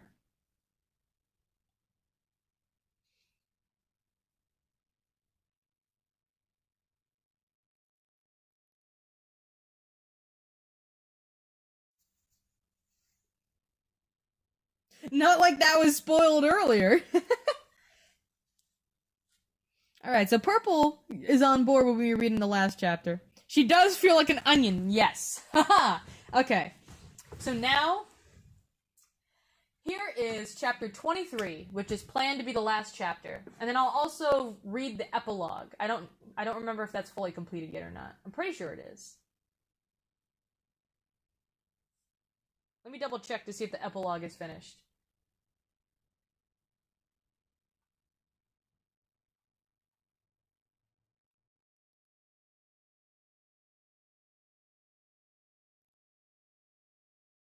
Okay, yes, the epilogue is done. Hello, Monkey 2024.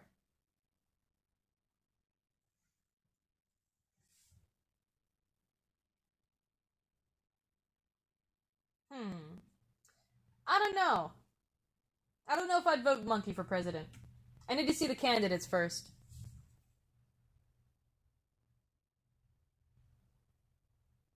Start a book club over my unfinished book? If you want to. Alright, Monkey, don't spam.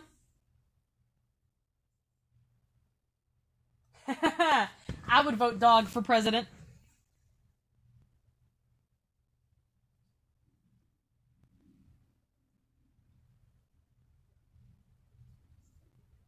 Yes, the meeting is indeed next Monday.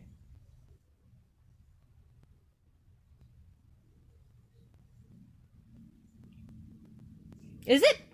No, wait. No, it's not. It's on the 20th, right? Yeah. It's 2 weeks from now. It's not next Monday. It's on the 20th. I don't know where you got next Monday from. Oh, the book club. Okay. You're making me think I forgot my own meeting date.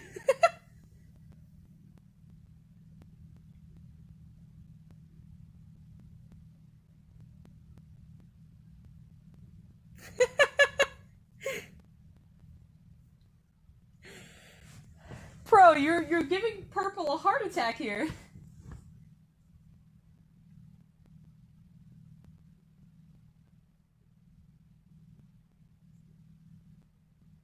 You swear it! I gave enough time in advance, at least I hope. Alright, time for chapter 23. Quite a large time jump! We went from chapter 10 to chapter 23. So we basically skipped the entire second half of the book. You're welcome.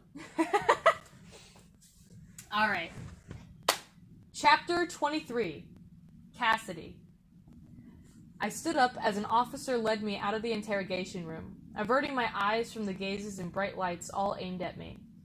I finished telling them everything, the whole story, from before the incident to now, all 3 years of it. How I became this creature, everyone I killed, how I did it, and why. I knew it wouldn't change anything, but they deserved to know. I deserved to have my story told.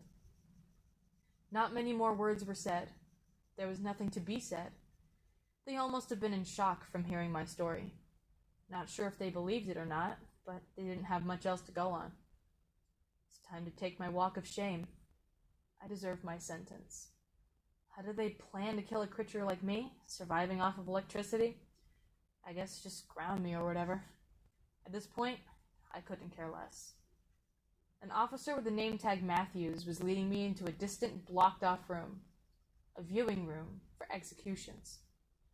No one came to see my execution. Why would they? Upon entering the viewing room, I'm not quite sure what I felt. I wasn't scared. I wasn't mad. I wasn't lamentful. I wasn't somber. I wasn't anything. I was numb. The silence didn't even make everything more unsettling. All it did was make things more calm. Calm. Numb. If you were to tell me 3 years ago that my life being cut short wouldn't scare me, that I'd be calm, I'd call you insane. Yet, here I am. Normally, I'm downright petrified by the idea of death, the nothingness everything becomes, how empty it is. Maybe it's because I know it's for the best. Maybe it's because I just want this whole nightmare to end. The only way to escape a nightmare isn't to wake up from it, but to finally go to sleep. Who would have thought? Step this way, ma'am, Officer Matthews said somberly as he led me to the middle of the room. Now, we don't normally do executions like this, but you're a special case. They want to be certain. He averted his eyes, seemingly from shame, as he pulled out his pistol. Oh, so that's how I'm gonna go. Another officer stepped in. At this point, I didn't care enough to read his name tag. Why should I? I could see, however, that he was holding a piece of paper. It was a small piece of paper, white, like a post-it note. He approached me with it. Ma'am, you had a visitor come not too long ago as you were with the detective. She wasn't permitted to see you, but given your execution wasn't too long from then, they allowed her to write you a note. Here, you might want to read it sooner than later, he said as his outstretched arm handed the folded-up note to me. For a moment, I just looked at the note. My mind began racing. A note from her, right before I die. Who is her? What could this note possibly say? Who in their right mind would want to come visit me before my execution? After everything I've done. My trail of thought was cut off when the officer simply placed the note in my hand, gave a remorseful look, then turned to leave. Whatever it is, it seemed to really move the officer. Sit here, ma'am, Officer Matthews declared as he gestured towards the table, turning and staring at the wall. I assumed he was mentally preparing himself. I listened. No reason to be rebellious now. After all, I turned myself in. I put myself here. I can't complain, and I won't. As I sat on the table, my bare hands touched the metal as I felt that familiar pain and weakness of electricity leaving my body. I eyed the straps attached to the surface of the table. I'm glad I won't be strapped down for this. I guess I am still kind of free. Could be way worse. I could have killed Cassidy and be working for the Taskmaster for an eternity. But that sounds like a greater hell than where I'm going. I'm relieved that she gets to live out her life. I may have left a mental scar, and I'm remorseful for ever coming back into her life. But what's done is done. The Grim Reaper finally turned around, readying his pistol. Let's get this over with. As he slowly raised his arm and aimed the gun at my head, I finally looked down at the piece of paper they handed me. I unfolded it hastily, revealing the beautifully written manuscript on it. The message was one of very few words. But what it read suddenly made all of this okay. It made me believe I really did have, at the very least, a modicum of humanity left. While a moiety of me had become a monster, this made me believe it wasn't too late. I was still me. I no longer had any qualms about what was to happen next. This note. This one small collection of words on this note. It allowed me to close my eyes in peace. And then if you turn the page, you see that the note said, "I forgive you," signed Cassidy Chase. And now we have the epilogue. So, something about closing your eyes and waiting for your end makes every second feel like an eternity. I know I haven't been sitting here that long, but it's felt like hours. Part of me was tempted to just sneak a quick peek, squint my eye open just enough to see what the state of my execution was, but I resisted the urge. I just knew that the moment I opened my eyes is when it would happen. I didn't want to see it. After everything else I've seen, I wanted to avoid witnessing this. It's been a while there, buddy. You gonna do it yet? Or are you just gonna keep me waiting? Finally, the urge was too great. I squinted my eyes open, nearly falling off the table from the start. There was a bullet. The bullet. Less than an inch from my face. It was so close I could see the ballistic marking scratched on the tip. Wait, but that means... I fully opened my eyes, focusing on the frozen, desaturated face of the officer before me. No color in my bleak surroundings. The officer and the bullet didn't move. Feeling the looming presence behind me, I couldn't help but crack a small smirk. I knew it all too well to be scared, but I could feel he wasn't alone. I got up and turned around, seeing the Taskmaster and a hooded figure standing next to him. "Who's this?" I asked him with a hint of sarcasm. "Your new puppet?" "Perhaps," he responded coldly. The figure seemed to be watching me intently, studying me. Slowly removing his concealing hood, the face soon became clear. It looked familiar, but different.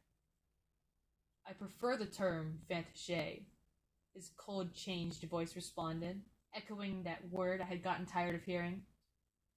I could hardly believe it. It was Josh. I knew he had died in a car crash, but I never thought the Taskmaster would go for him. I didn't think Josh was the kind to take up an offer like that. Then again, in all fairness, I never knew I was either.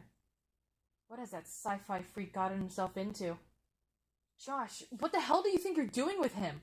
I asked, my voice noticeably judging every moment I saw him like this.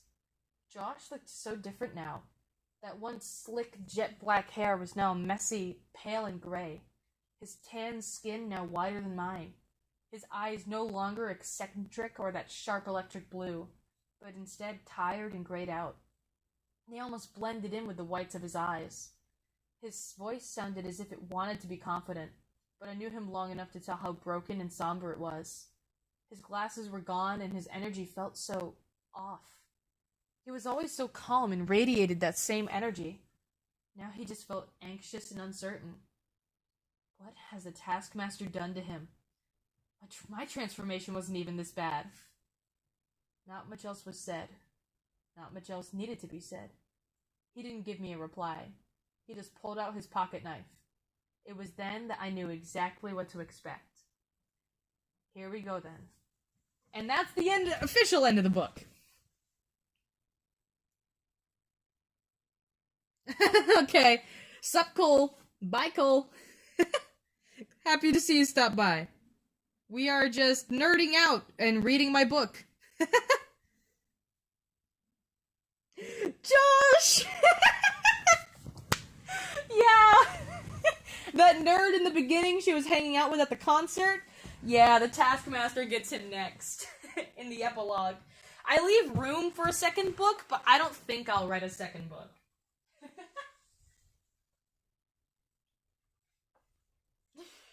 Josh, no! Oh, that's wonderful. I want people to have that reaction to it. Just like, no! So, what are your thoughts? Rest in peace, Josh. Yeah, now he's with the Taskmaster.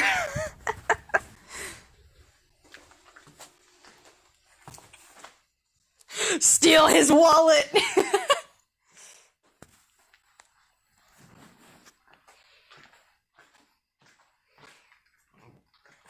What's in your wallet? Oh, lights! And liver for extra money!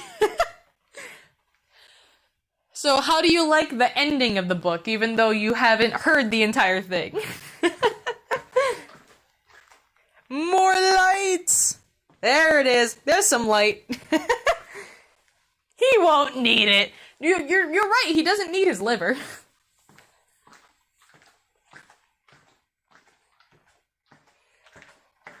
I like how long she just sits there like, my dude, shoot the gun already. She's sitting there like, buddy, you're gonna do it. And then when she opens her eyes, she realizes, oh shit, he already did do it, but the Taskmaster, okay. So obviously there's a lot more that needs to be written, and there's some chapters I didn't read, but that's the progress so far, and I think it would be a pretty good book.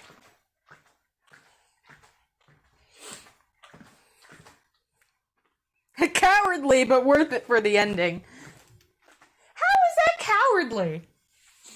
She literally sits there talking about how she's accepted her death.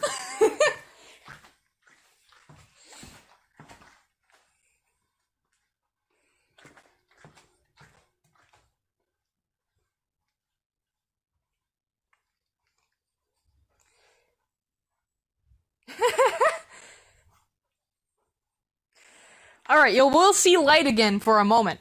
Whee! Okay, so that's that book.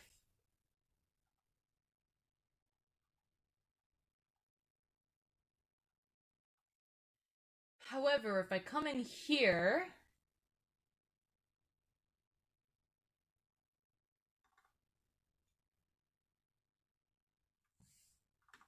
I can access my other book. You be with Shadow Man Jesus now, so that's incentive. I go for it. Alright, I'm pulling up. Yeah, exactly. You say fun, but there's a lot of death. I'm waiting for this to load because there are so many pages.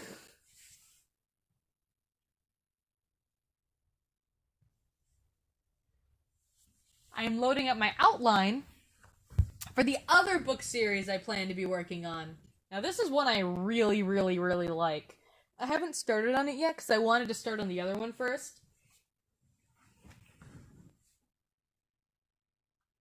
There are 16 pages to just the outline. There is so much information.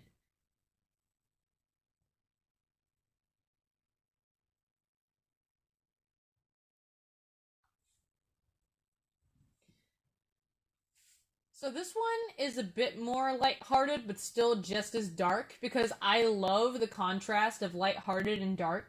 So this book is called From the Shadows. Oh, there was a lot of inspiration for the book. I would say Shallow Graves inspired it the most. Now this one has more of like a, I don't know, like a Samurai Jack kind of inspiration. This From the Shadows.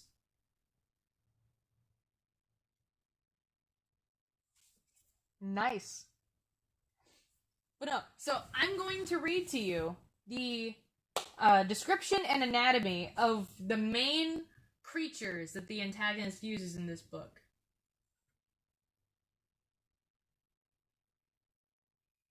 Alright, so these creatures are called Umbrium, or Umbre. So, these are the different parts. And also just keep in mind, a lot of the names and titles in this book are from Latin and Japanese root. So, you have the Vita Core, the main core that acts as the demon's heart. If destroyed, the Umbrium will immediately dissipate. The Magna, the secondary core that allows the creature to process minuscule information and carry out basic functions. If destroyed, they will not be able to process information and will just wander and attack aimlessly. So that's kind of like their brain. The Oculi core that allows Umbrium to perceive low light and read heat signatures. Then you have the Kinetis core, the core that allows Umbrium to perceive vibrations and sound. Then you have the Parabitus core that allows Umbrium to form a tangible limb.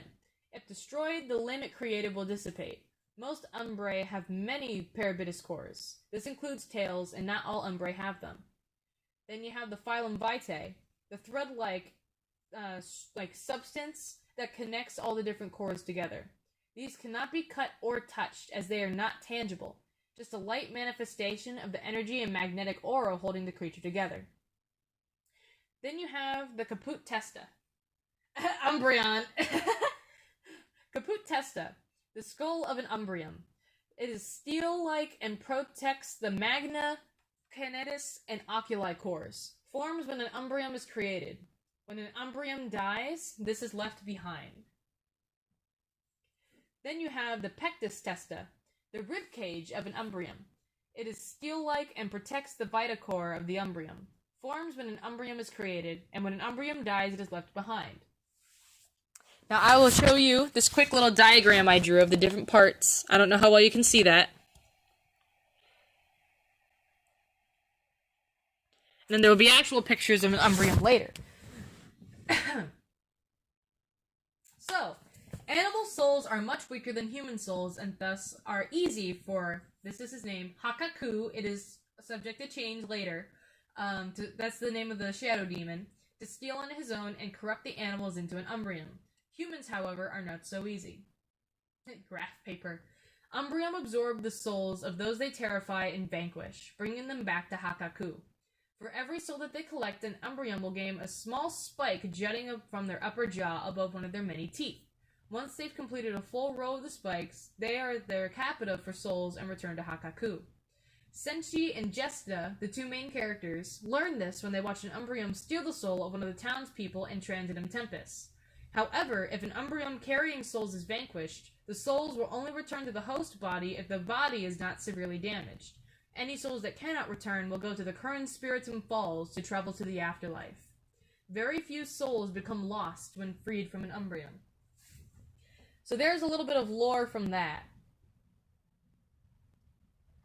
See. Then that's information about Hakaku, which I think is pretty interesting. Hakaku has no definite or set appearance. His entire appearance is subjective and is left vague and ambiguous intentionally. The whole purpose is since Hakaku is the embodiment of fear, negativity, and darkness. He looks different to everyone.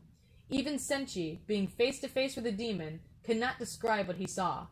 No one knows what he looks like, and it should also vary from person to person. As part of the metaphor, this is an allegory for, the evil of this world takes on different shapes, and while some people may have similar views, they are never truly the exact same.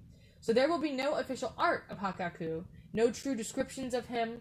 The reader is supposed to make their own perception of the character, something that truly intimidates that one person and is unique to them. Everyone always has unique experiences and images that appear in their head while they read a novel, despite the fact that they all follow a similar description. So with there being no description at all of the enemy, the images and experiences each individual person will have as they read are infinitely different.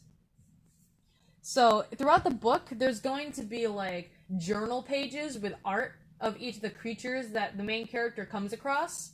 So you'll have official art of the different types of Umbreon, but there will never be any pictures of Hakaku. So there'll be a picture of Senshi, a picture of Jesta, all that stuff. Even a map of the entire, like, Lux Aurum where they live. But there will never be any pictures of Hakaku, and that's why.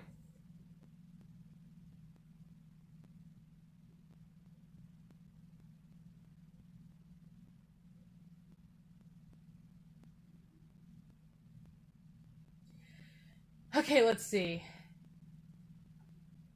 Do you want me to read this entire thing? This is long.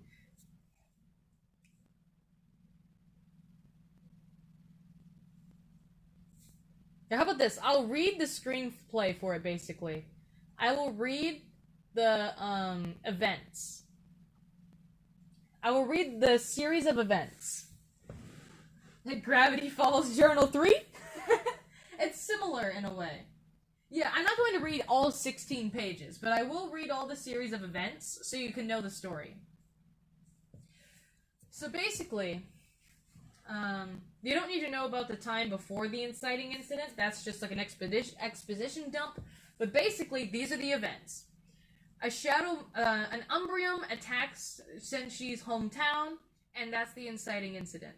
And basically makes him learn that he's able to touch them, which a lot of people can't, and so he's like, okay, you know what, I want to write a good story. He's an author with, like, no successful books, and he's like, I'm gonna go be a hero and write about my fantastic journeys.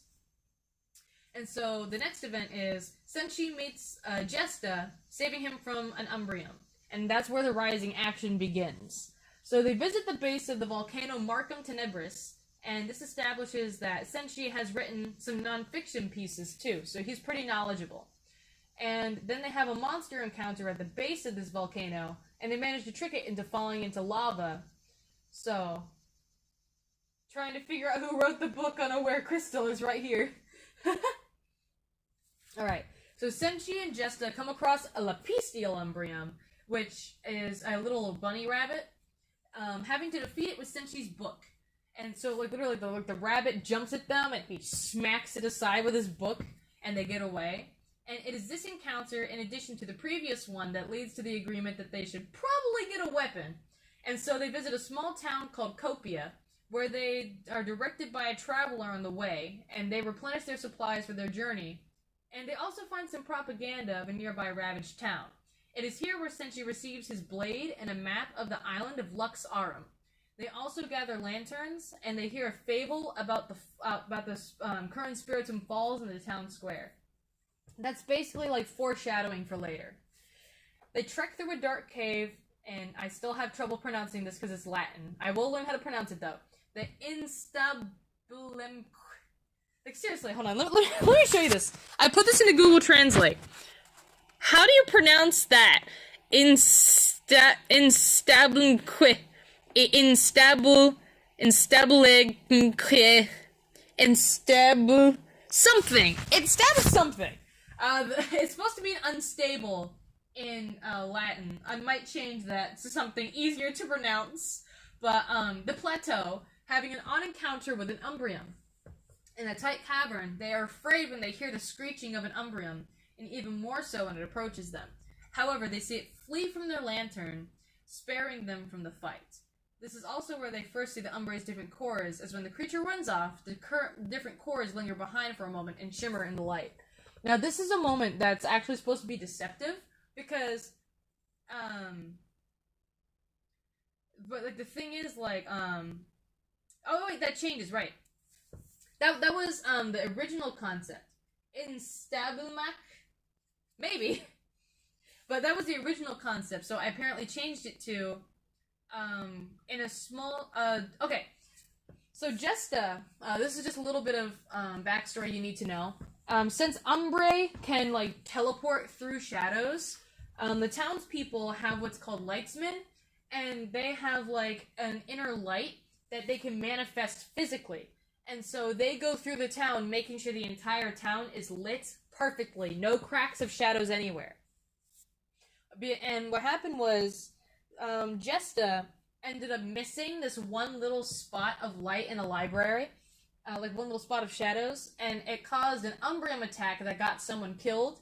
So he was exiled and fired, and he had to leave his town, and he was replaced. And so when he, in this scene, he basically shows Senshi what he's capable of, and he creates a ball of light and puts it in the lantern. And that's why the Umbrae fears it, because it's like the light from within. So basically, after that, they pass through the town of Transitum Tempest, where an Umbrium attacks the village. While defending the townspeople, Senshi's sword shatters. I just realized how much of a tongue twister that is. Senshi's sword shatters. Try saying that 5 times fast. Senshi's sword shatters after being stricken against an Umbrium's Pectum Testa. He still manages to defeat the creature by grabbing its skull and jamming his sword nub through its neck behind the Pectum Testa to its Vitacore, shattering the core and killing it. They must travel west of Transitum Tempest as Tantum Forge is a short walk away, to visit Teki Tetsu and get Senshi's sword fixed, and that the cave they took through the plateau was full of Umbrae, so it was less risky.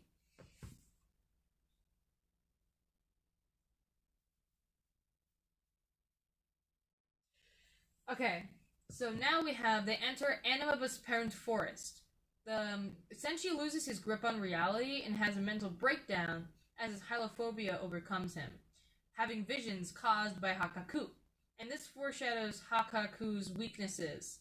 And so basically, this scene resembles Senshi's necessary transformation, because when they reach the light, Hakaku's effects go away. So this is resemblant of, as long as he's living in his dark fantasy of being a hero and only focusing on his selfish needs, he will never be able to vanquish the demons. He needs to see the light. And so it's only when he gets out of the forest into the light that the demon's effects goes away. So they enter the desolate town, remember how they heard propaganda about a ravaged town?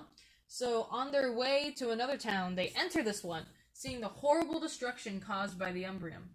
This heavily impacts the main protagonist and makes him realize the true weight of the situation. Kind of similar to that one scene in Mulan, but a little bit different. And this is the town that Jesta was actually banished from. And he feels guilty for leaving while everyone else basically died. And this is foreshadowed by Jesta looking at his old dilapidated house and is very out of it as they walk through the town.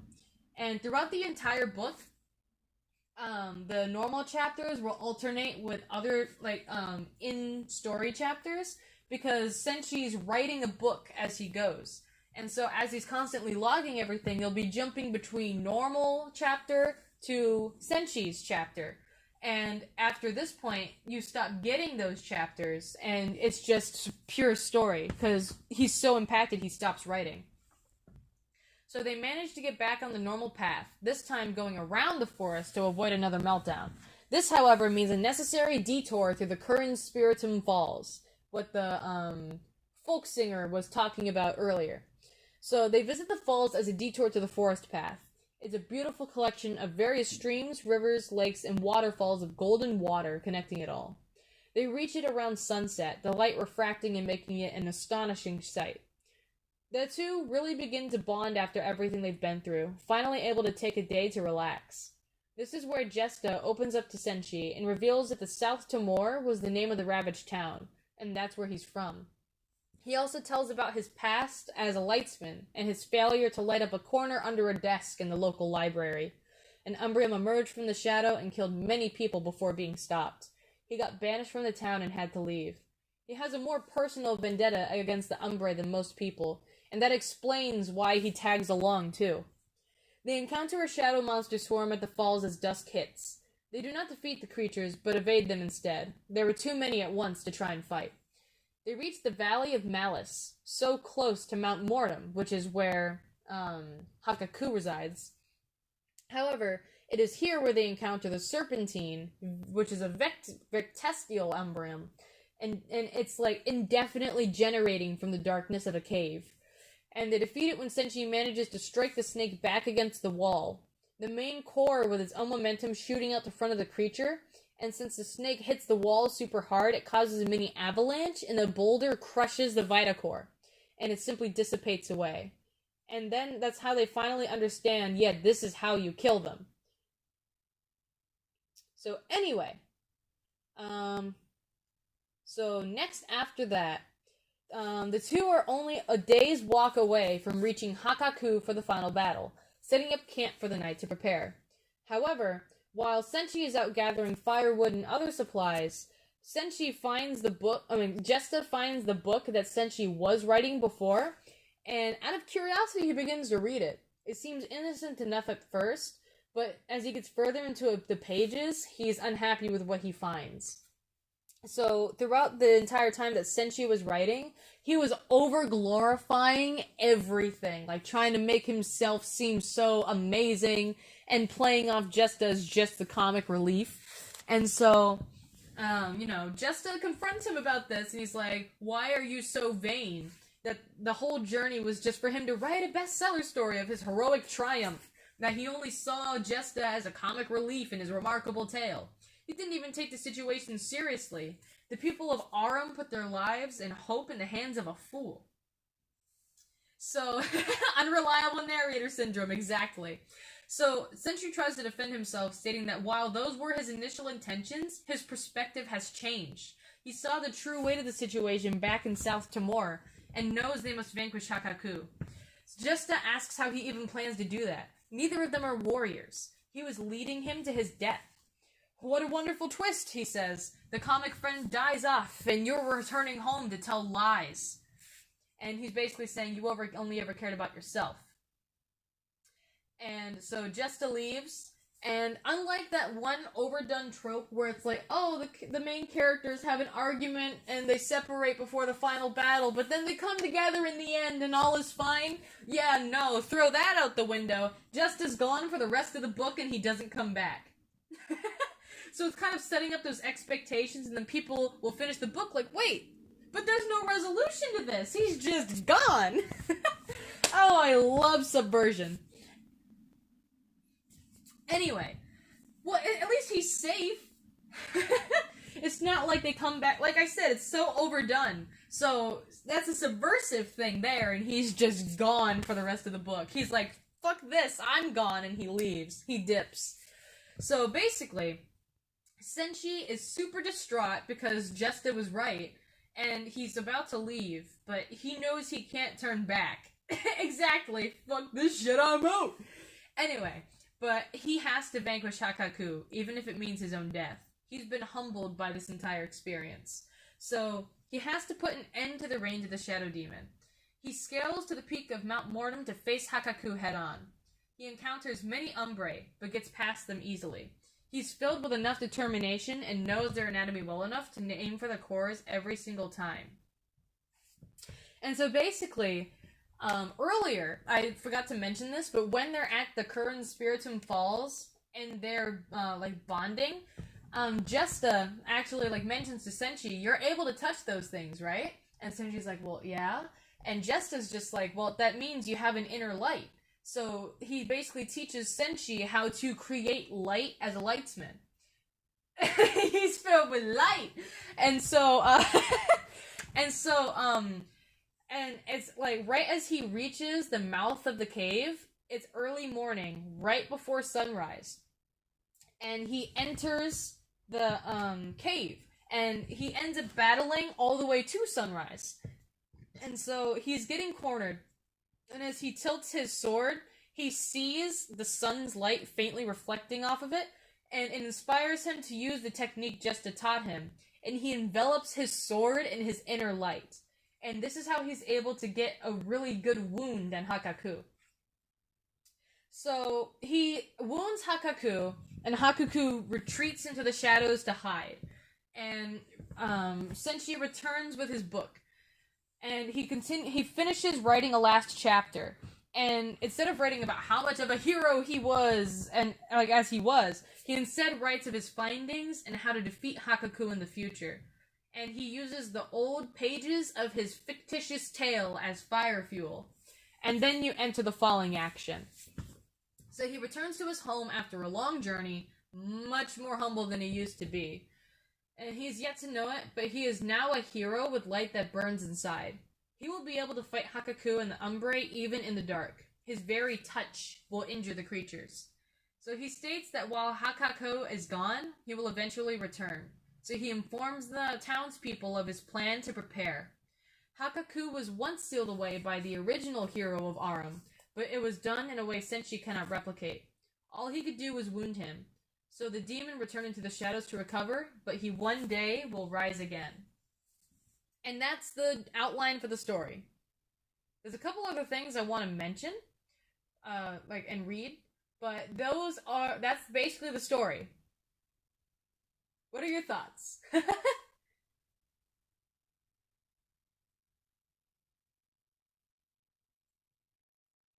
Yay! You like it!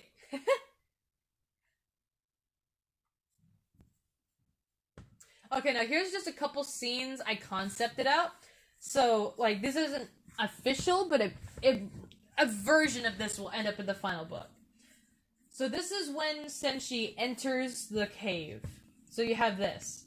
Suddenly, a deep, echoing voice sounded from the shadows around him. Senshi goes from egotistical bastard to actual hero.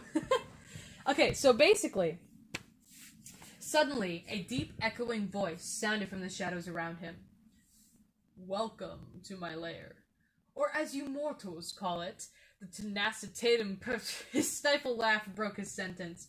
Oh, you extraneous mortals are too much. Release Arum from your shadows, Hakuku. Hakuku slowly rose up from the shadows with silent movements. Hey now, what's with all the yelling? That's not a very nice way to treat your host, oh great Senshi. This is meant to be such a wonderful watershed. Many seemingly unrelated occurrences all concatenated so beautifully. What do you want about, demon? This scene, isn't it just picture-perfect, warrior? The daring protagonist confronts the big bad villain. A confrontation where good is sure to prevail. Oh, please, this is so entertaining. He moved forward and loomed over Senshi, a roaring clap of thunder outside punctuating his movement. I am an immortal being of pure darkness. What do you plan to do? Monologue me into submission. And that's that scene. And then at the hey, now you're an all-star, get the show on and get paid.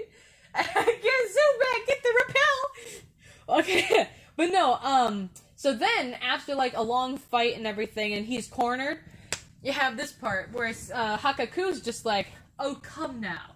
Isn't this the climax you were looking for? Your story was practically dying for this. The great warrior will soon be vanquished in such a noble way, risking his life in a foolish attempt to save everyone. Hakuku let out a cold chuckle that resonated throughout the valley. Don't you worry, Senshi. I'll write your last chapter for you. The Umbrium, with their fangs bared, bounded towards the wounded warrior, the demonic shrieks echoing throughout the valley. And then remember how I said that he writes one last chapter. And then that chapter is the last chapter of his book and the chapter before the final chapter. Shared ownership of the story. Freddy Krueger puns! I don't see what you mean. Okay, so here, this is the last thing that you read in like the Senshi style chapters. After my journey, I now understand more than I ever have before. Not only about the monsters that once roamed this land and the demon puppeteering them, but rather more about myself and the species of humanity as a whole. Everything now makes perfect sense, and I wish to one day share what I've learned. It is, however, not for the faint of heart. I now know why we've rarely seen any Umbrae attacks around Lightsman. It was their inner light that repelled the creatures. Copious amounts of this natural and or inner light can wound them and make them tangible. I had put the pieces together, and despite it being a game of chance with my life, I cornered myself, surrounded by the demon and his Umbrae, and I was able to use what Jesta, a good friend of mine, had taught me, to at least wound him and get away. The effects of this natural light have remarkable effects on the monster. Let's see, then it goes on, and it's like, yada yada yada. This allowed me to wound him, and I escaped with my life as he escaped into the earth's shadows. A fair, but ultimately terrifying result. I can't help but fear that said outcome was inevitable, and will repeat as an endless cycle. It is inestimable at the current time how long the demon will linger in recovery, but I know he will return with a burning vengeance whenever that time shall come. It may be nothing more than a day from now, a decade, potentially with the most immeasurable of luck, many lifetimes. Regardless of how temporal and stagnant his return may be, one must be prepared as if his return would be synonymous with the next rising of the sun. One would rather take various extraneous precautions than be punished with surprise and the many consequences we all must bear, severity ranging from mere fright to a horrific massacre of the masses or entire population, this of which we cannot risk. Upon my return to East Arum, I do not wish to be viewed as a hero, for I do not desire nor deserve such a standing or title. I am but a mere human, selfish, terrified, nothing more. I apologize to everyone, and I hope the people of Arum can forgive me, for my intentions going to confront Hakaku were anything but noble. To my dear friend Jesta, wherever you may be, I wish you the best. I apologize profusely to you, for I have wronged you in ways unforgivable. I will soon set ablaze the youthful pages of this journal, as they are filled with nothing but fraudulent and hyperbolic tales of my journey. They hold a stigma unparalleled, and thus are better off left to the fate of the Umbrae, left to ashes. And that's where his chapter ends. And then you get the last chapter where he's basically just explaining everything to the townspeople, and then he's like, this is what we must do, and that's where it ends. And then I have the sequel planned, so there's that. What are your thoughts?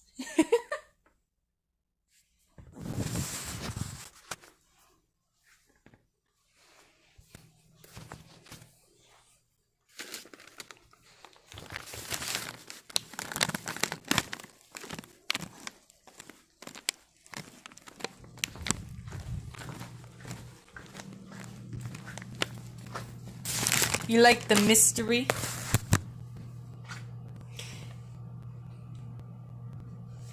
Hey! At least my books sound fun. That's a plus. That's a step in the right direction.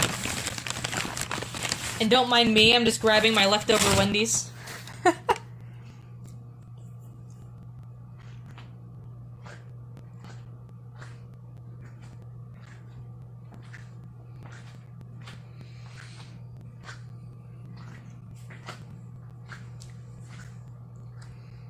Yeah, I wanted to do a take on the hero's journey with this one. Book club for this too?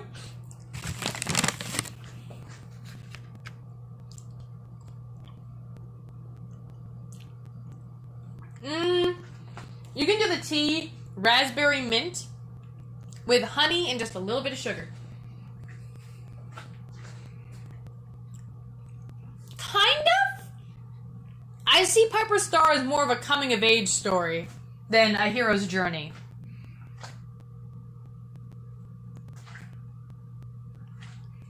Because she's basically learning to accept herself and the changes that come with becoming an adult.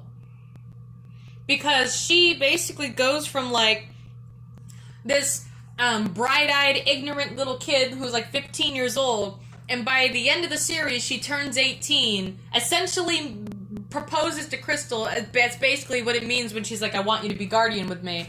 And she's much more mature and level-headed, fully accepting of herself and everything that happened. So it's definitely a coming-of-age story. No, no bees! No bees, pro.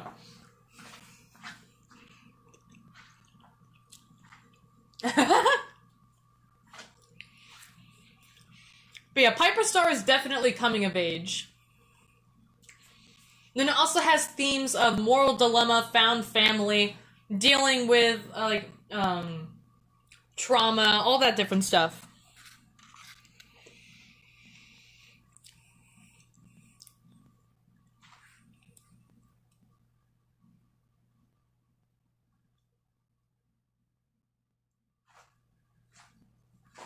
Oh wait, Purple. You still don't have that much knowledge on the series, do you? Because if not, I can read the notes from the drive.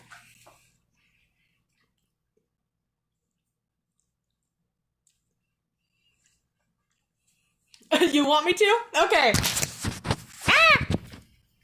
Don't mind me pulling up something.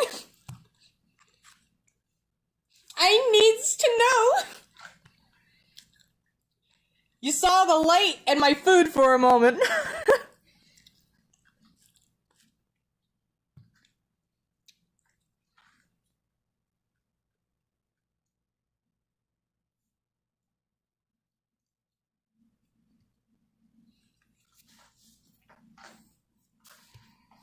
Crap, I have to add the Google account to this phone. Give me just one moment.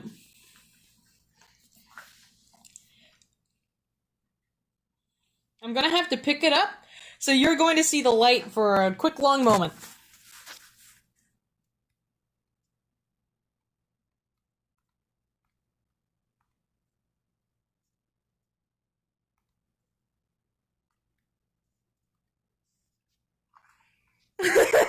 Jesus, is that you?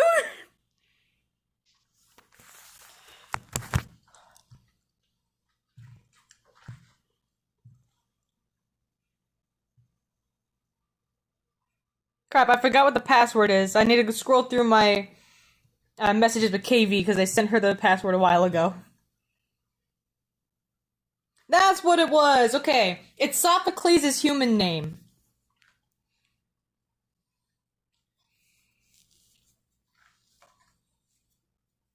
Oh yeah, send it when you can.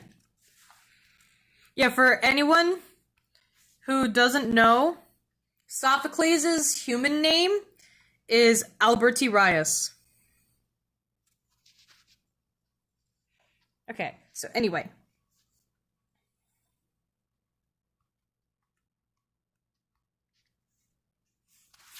Bert! Like, back when Sophocles was a human. That was his name.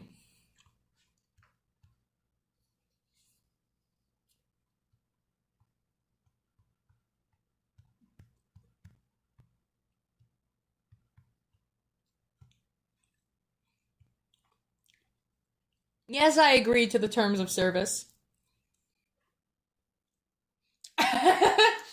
Sophocles is now Bert.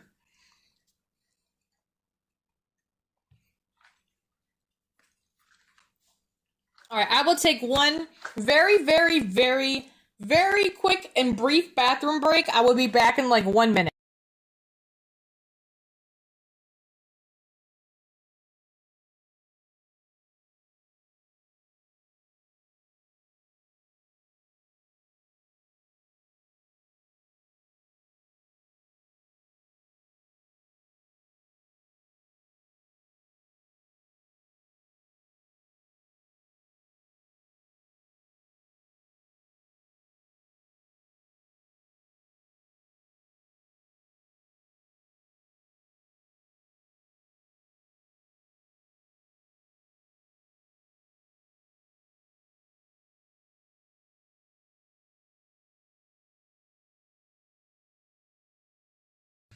Alright, I'm back.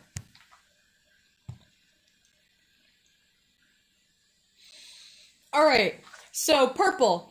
First, I have some brief character descriptions for you, because I remember you said, yes, that was fast. The bathroom was literally like 1 foot from me. So, I remember you said you know, like, maybe 5 characters. So I'm going to read off some of the main character descriptions for you. So let's start with the basics. Crap, I have to rotate this. Okay. So first, let's start with Piper Star herself.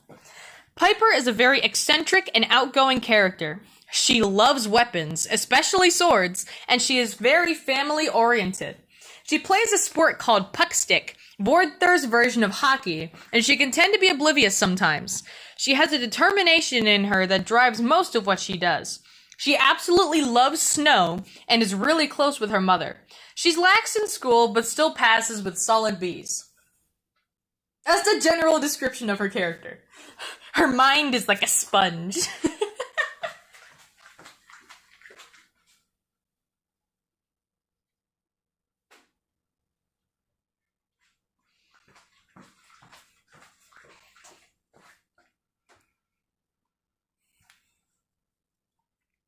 I love not hockey. It's called puckstick. It's hockey, but dangerous and stupid.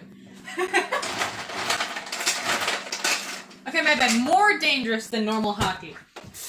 The whole point of puckstick, and like the whole reason that it's in the story, is because one of the themes of the story is dropping tradition that is dangerous or redundant. And the only reason that they're continuing the tradition is purely for the fact that it's tradition. And it's like puckstick, the goalie wears a pure wooden board on their face so they can't see anything. And they're chucking really hard rocks at each other. So like, it's a tradition, but it's not really a tradition should continue. That's the whole point of puckstick being in the series. Yes, Canada really approves. All right. So you remember when I mentioned Peter and you were just like, who the heck is Peter? Well, you're about to find out. So, Peter Hamilton. Peter is Piper's good friend from school, but he isn't as close to Piper as Meridian. And he would like to be a bit closer. Peter! Peter!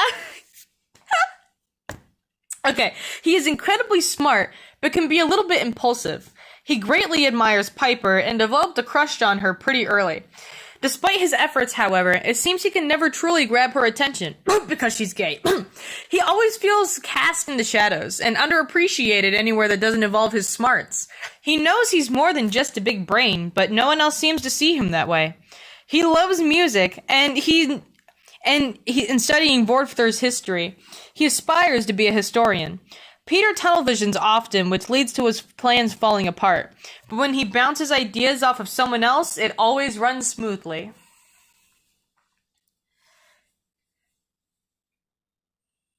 Okay, the stream might stop for a moment. My brother's calling me on the phone I'm streaming from, so...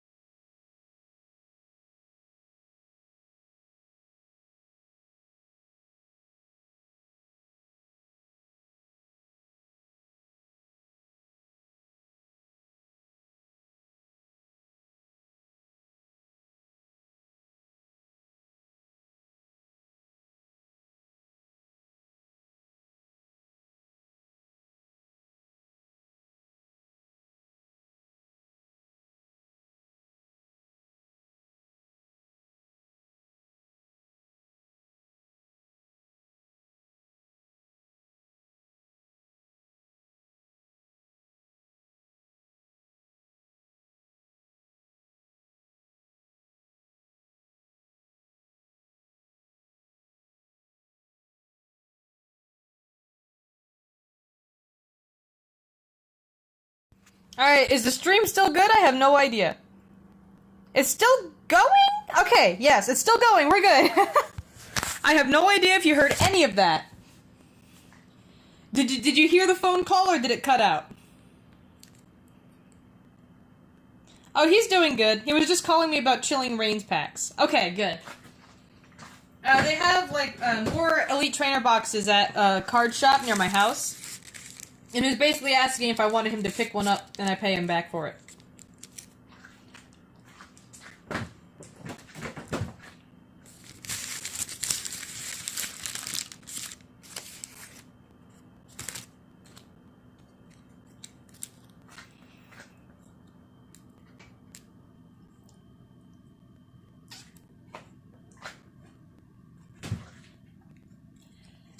But anyway, yeah, that answers your question from the other day, Purple. Who's PETA? That's PETA.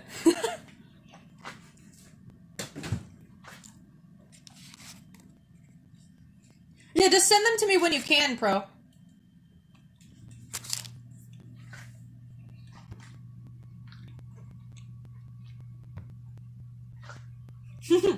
I now know PETA.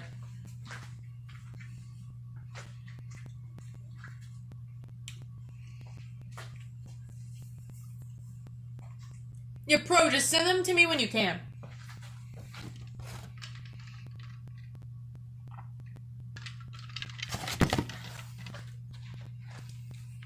Okay, these M&Ms look crushed and they've been sitting, this box has been sitting over here for a while.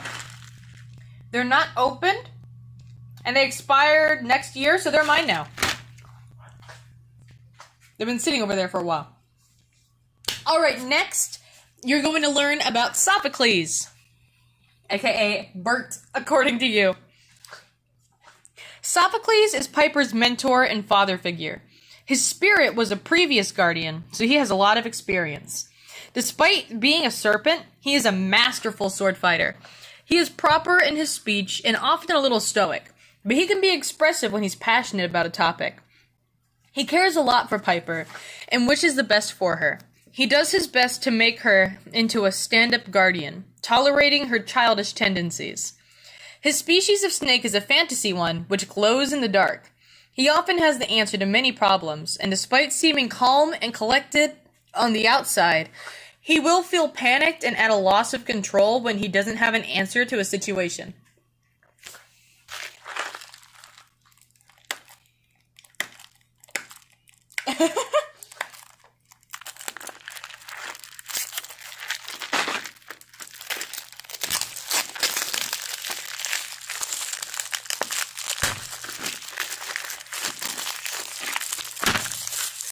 Don't mind me just opening these M&Ms.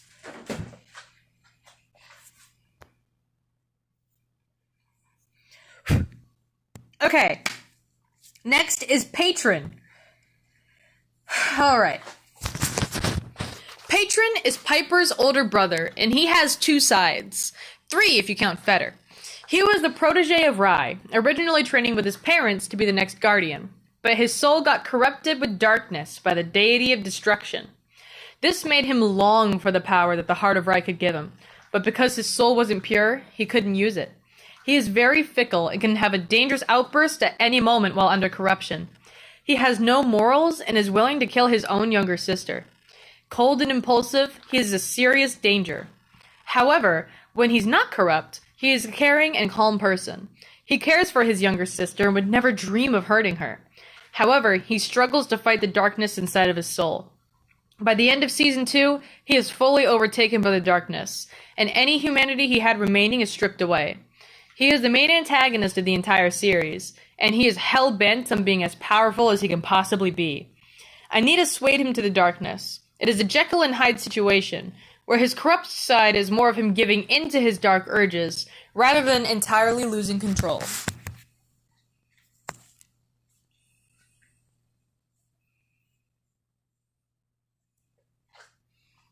So that's Patron.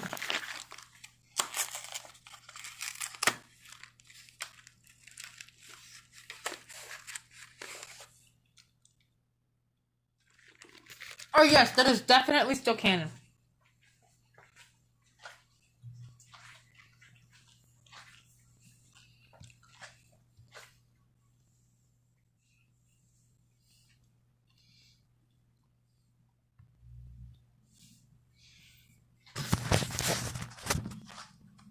Alright. Now for Paladin Pommel. Paladin is a local blacksmith in Sturker, and is deemed by Piper to be the best blacksmith on the island of Vorther. He is idolized by Piper, yet he's very humble and sees her as an equal. He's very hardworking and runs his family's shop alone. He cares for Piper like family, allowing her to work at his shop part-time so she can watch him forge, one of her favorite pastimes. Paladin makes many swords, yet doesn't know how to fight with them himself. He's afraid to hold that kind of power lest he hurt or even kill someone. He's very caring to his wife and younger brother.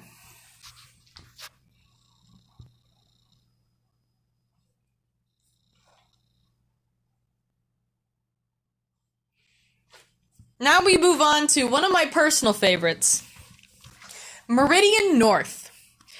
Meridian is Piper's best friend and is almost motherly to her. She is very mature and she takes care of her younger sister, Cardinal. She is level-headed and calculated, always planning and choosing the best route to do anything. She is controlled and very astute. She can be a little mistrusting sometimes and overprotective, and she can have trouble letting go.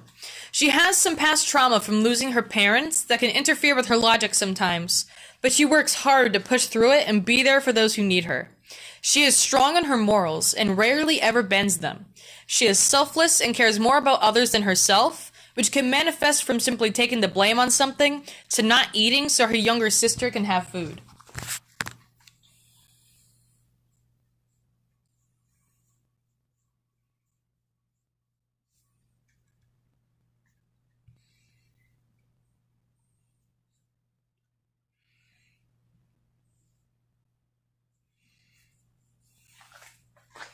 Alright, Pro. It's time for Kuma!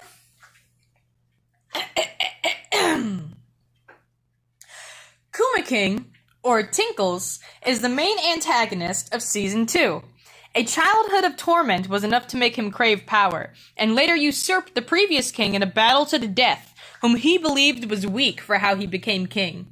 He proudly holds the throne and title of Kuma King, though the role does stress him out. He is very territorial and will start fights out of boredom. He has a strong affinity for a plant he carries around, and the stress of being king has devolved him into talking to it like a sentient being. He lashes out whenever his power is threatened and is very fickle emotionally. Despite being proud of being king, he cares less about caring for Gofugumor and his subjects and more about boasting his power. Even though he's a lot of talk, he has the victories and brute strength to back it up. Yes, and Kuma Ball is his favorite sport.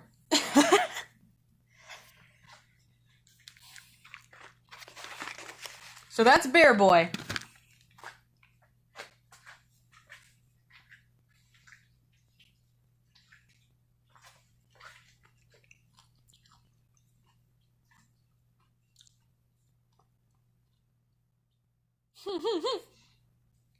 But yeah, Purple, you're going to have to animate some scenes of Kuma being romantically involved with his plant. Just like chilling with it, talking with it, hugging with it, caressing it, stuff like that. That's what he does. One of my favorite lines from the voice demo is when Kuma's just like stroking it romantically. But no, like when he's just like, I love how your leaves are asymmetrical. It just gives you so much character. I love that line so much.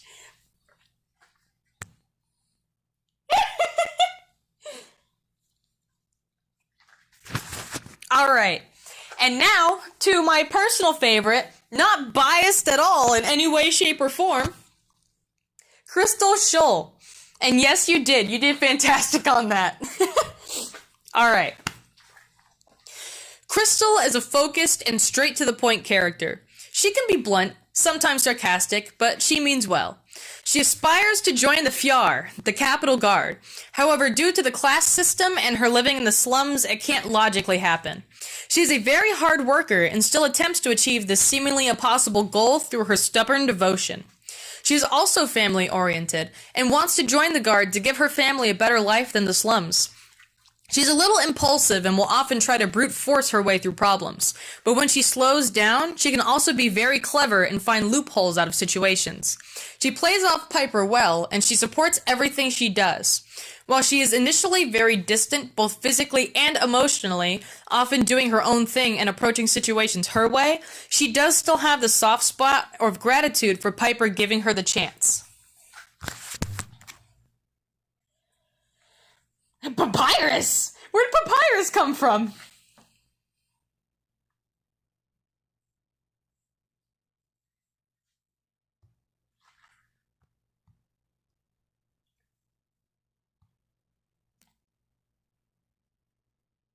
Oh, the Royal Guard! Crystal is my personal favorite character. I love her so much.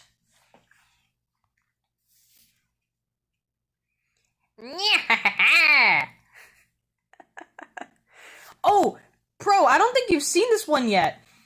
I think only one other person really looked at this. This is a whole paper, like not paper, like not an essay, but it's a long list of notes explaining. Oh, we couldn't tell from your Metopia, not at all.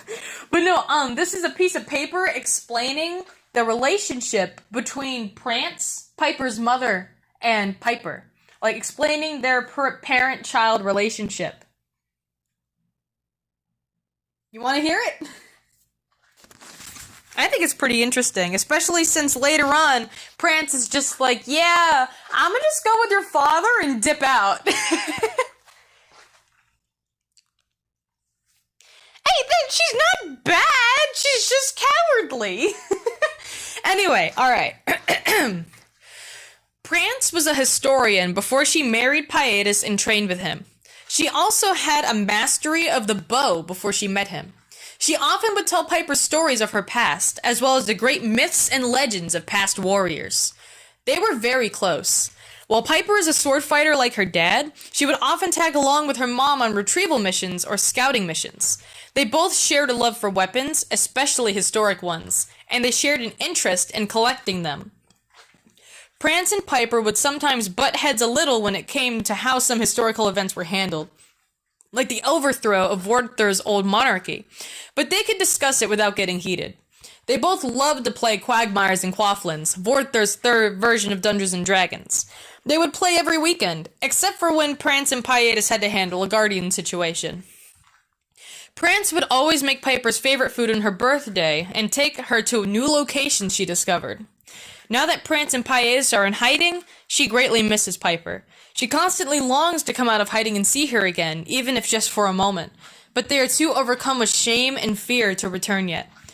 However, they held on to a facet of the Heart of Rye just in case Piper were to be killed, so they can revive her and be together again. Prance thinks about Piper's well-being every day. Not a day goes by where she doesn't cross her mind. Prance is the kind of mother to love her children unconditionally. No matter who Piper becomes or what she does, Prance will always love her daughter. She is fully accepting of her. The two have a favorite spot. It's a small ravine with a small waterfall in the nearby grove. Prance sometimes revisits this place when she's certain no one is around, wishing for Piper to stay safe. Whether or not it does anything doesn't matter to her. It helps her feel more certain of Piper's safety. She has faith in her, and thinks highly of Piper's ability. Prance and Pietus stay in hiding over the course of 2 years. It hurts Prance on the inside having to miss 2 of Piper's birthdays.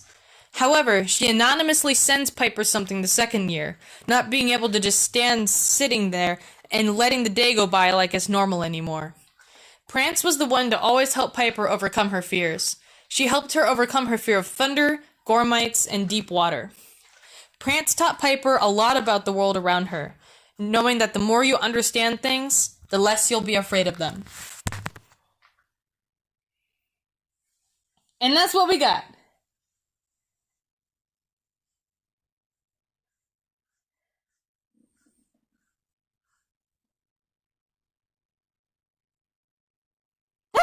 Piper going through puberty with only a snake to explain.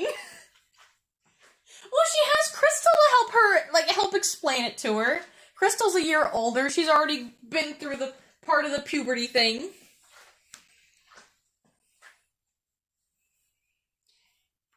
we got puberty talk at age 10.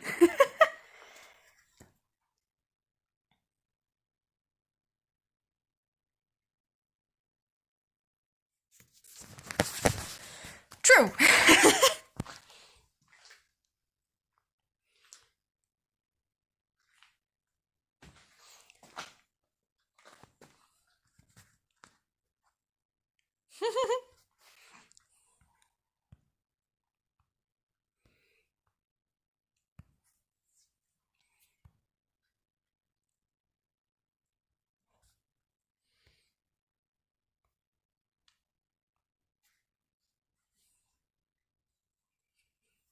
Excuse me while I go get some milk. I'll be back.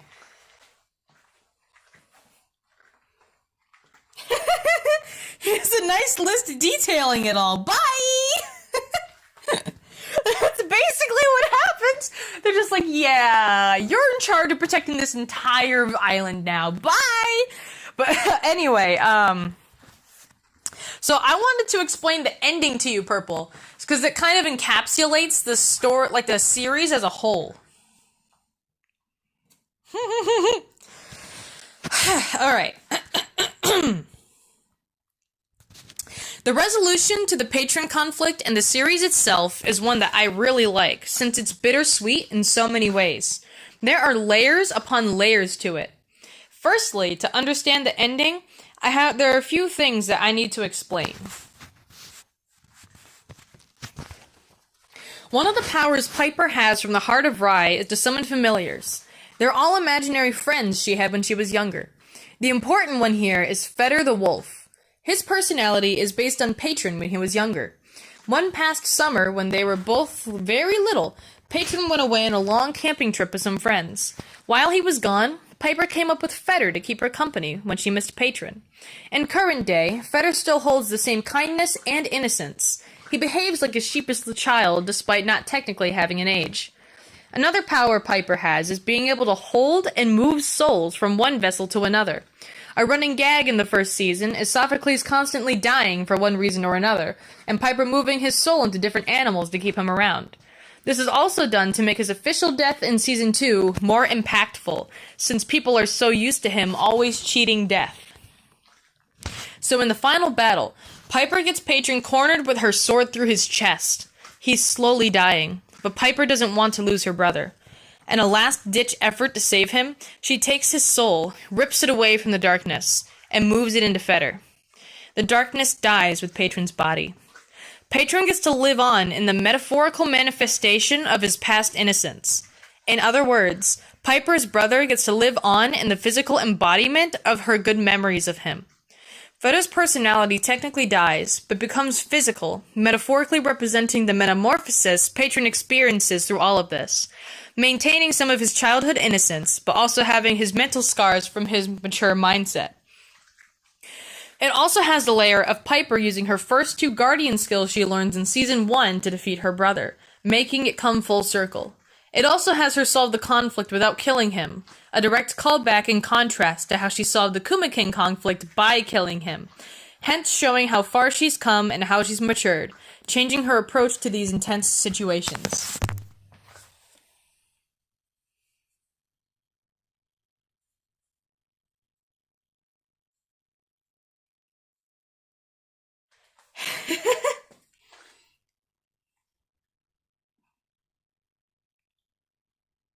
Oh yeah, Kumago's long gone in the end of Season 2. Oh,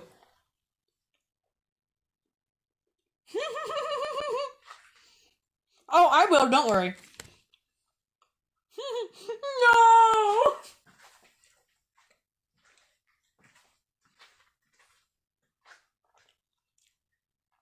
Kuma goes bye-bye in the end of Season 2.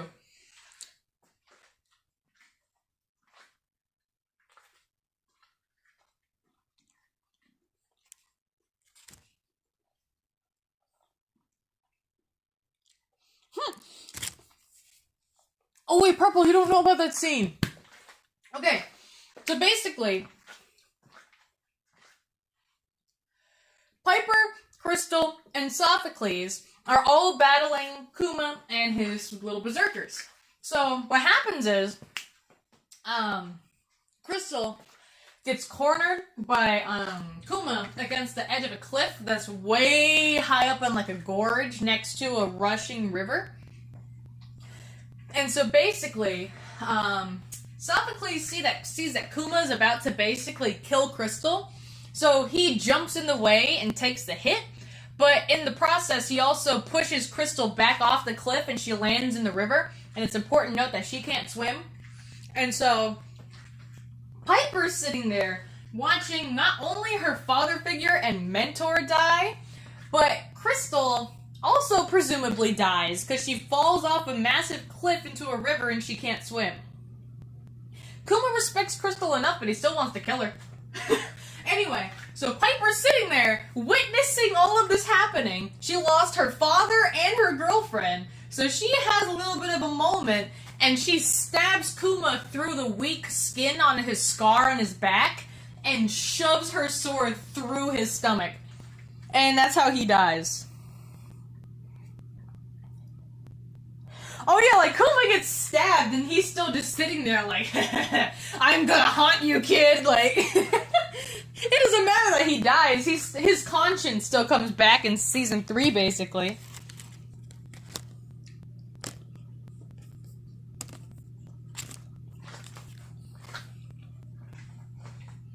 Oh yeah, Kuma's basically just like, you and I aren't too different, or something like that, but less cheesy and less direct. More subtle. Oh, and then Piper does this really slow, sad walk home, and I want it to be like, no, that was a joke. But she does plant the plant. She plants his plant on top of where he's buried, because his berserkers eventually do go back and bury him. She places his plant and plants it on top of his grave, just kind of like, Pro came up with this concept, just kind of as like a hope that something good can come from what happened. But anyway, Purple, I think this would be a really fun scene for you to animate. Basically, it's this super massive, zoomed out shot. It's like super wide, and it just shows like the sunset, but it's not a pretty sunset. It's like that kind of super cloudy, dreary, grayish sunset, like dusk, basically. And it just shows Piper's shadow slowly walking home, dragging her sword behind her. As the camera doesn't move, you just see her slowly go across the screen. And that's where the episode ends. And that's also where you left off for season 2 until season 3 comes out. Yeah, basically. That's all you're left with. And it's going to have like a super slowed down piano version of Sophocles' theme as kind of like a sending off to him. And then that's where you're just left on a cliffhanger until we decide to release season 3.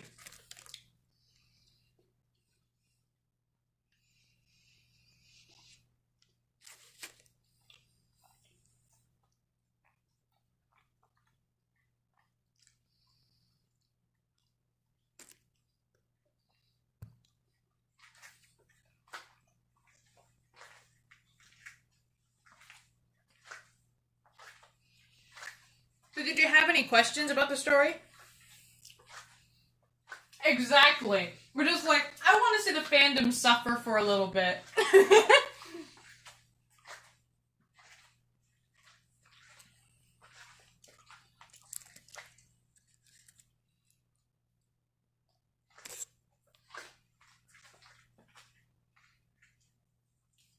Okay. Man, that's more info for you.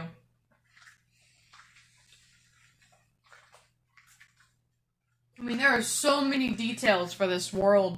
I've been working on this for a while. Oh, right.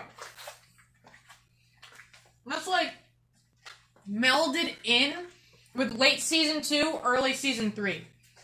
The Guardians are mentioned and make very brief appearances in the first 2 seasons, but they're not really important until season 3.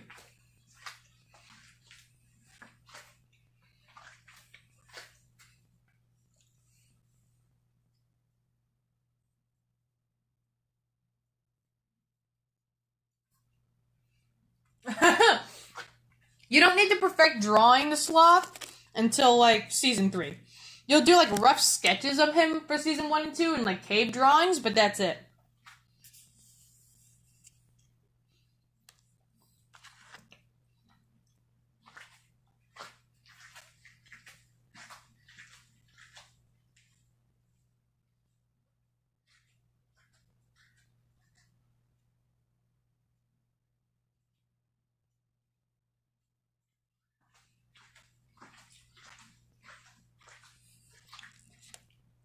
Oh, Purple, I just remembered.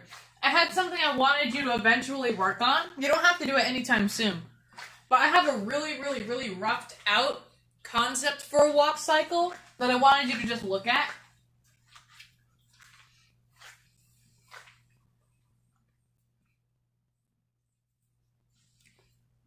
I basically ripped out the key frames for the walk cycle.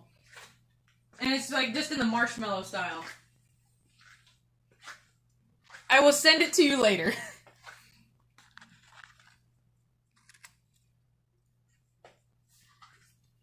Well, let me see if I can pull it up right now.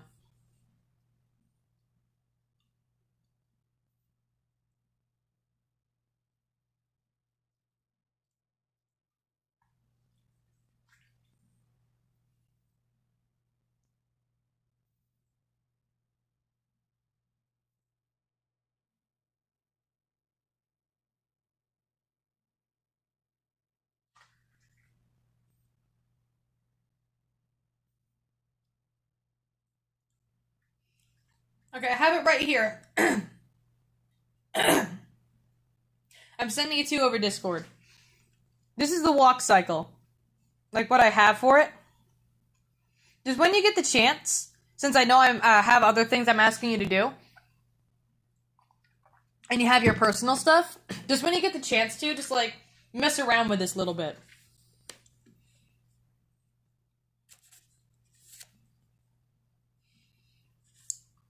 I would have put, like, arms in there, but I already had so many layers. Like, it would have been way too much of a hassle.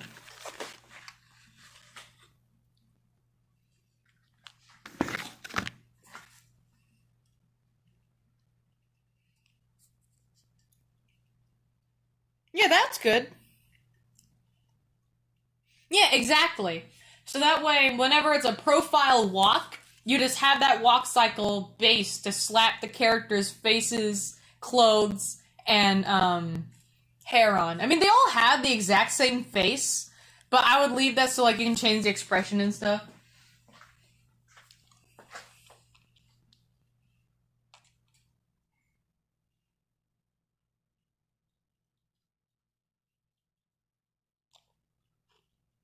Now, this just turned into like a mini meeting, unintentionally.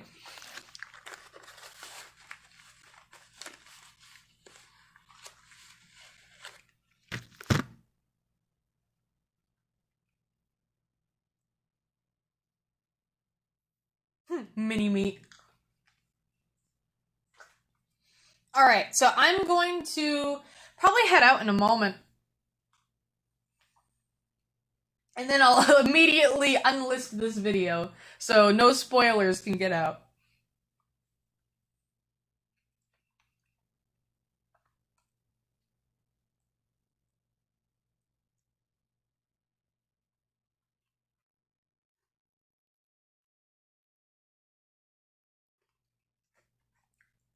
Yeah, Pro, just send me all the extra stuff over Discord.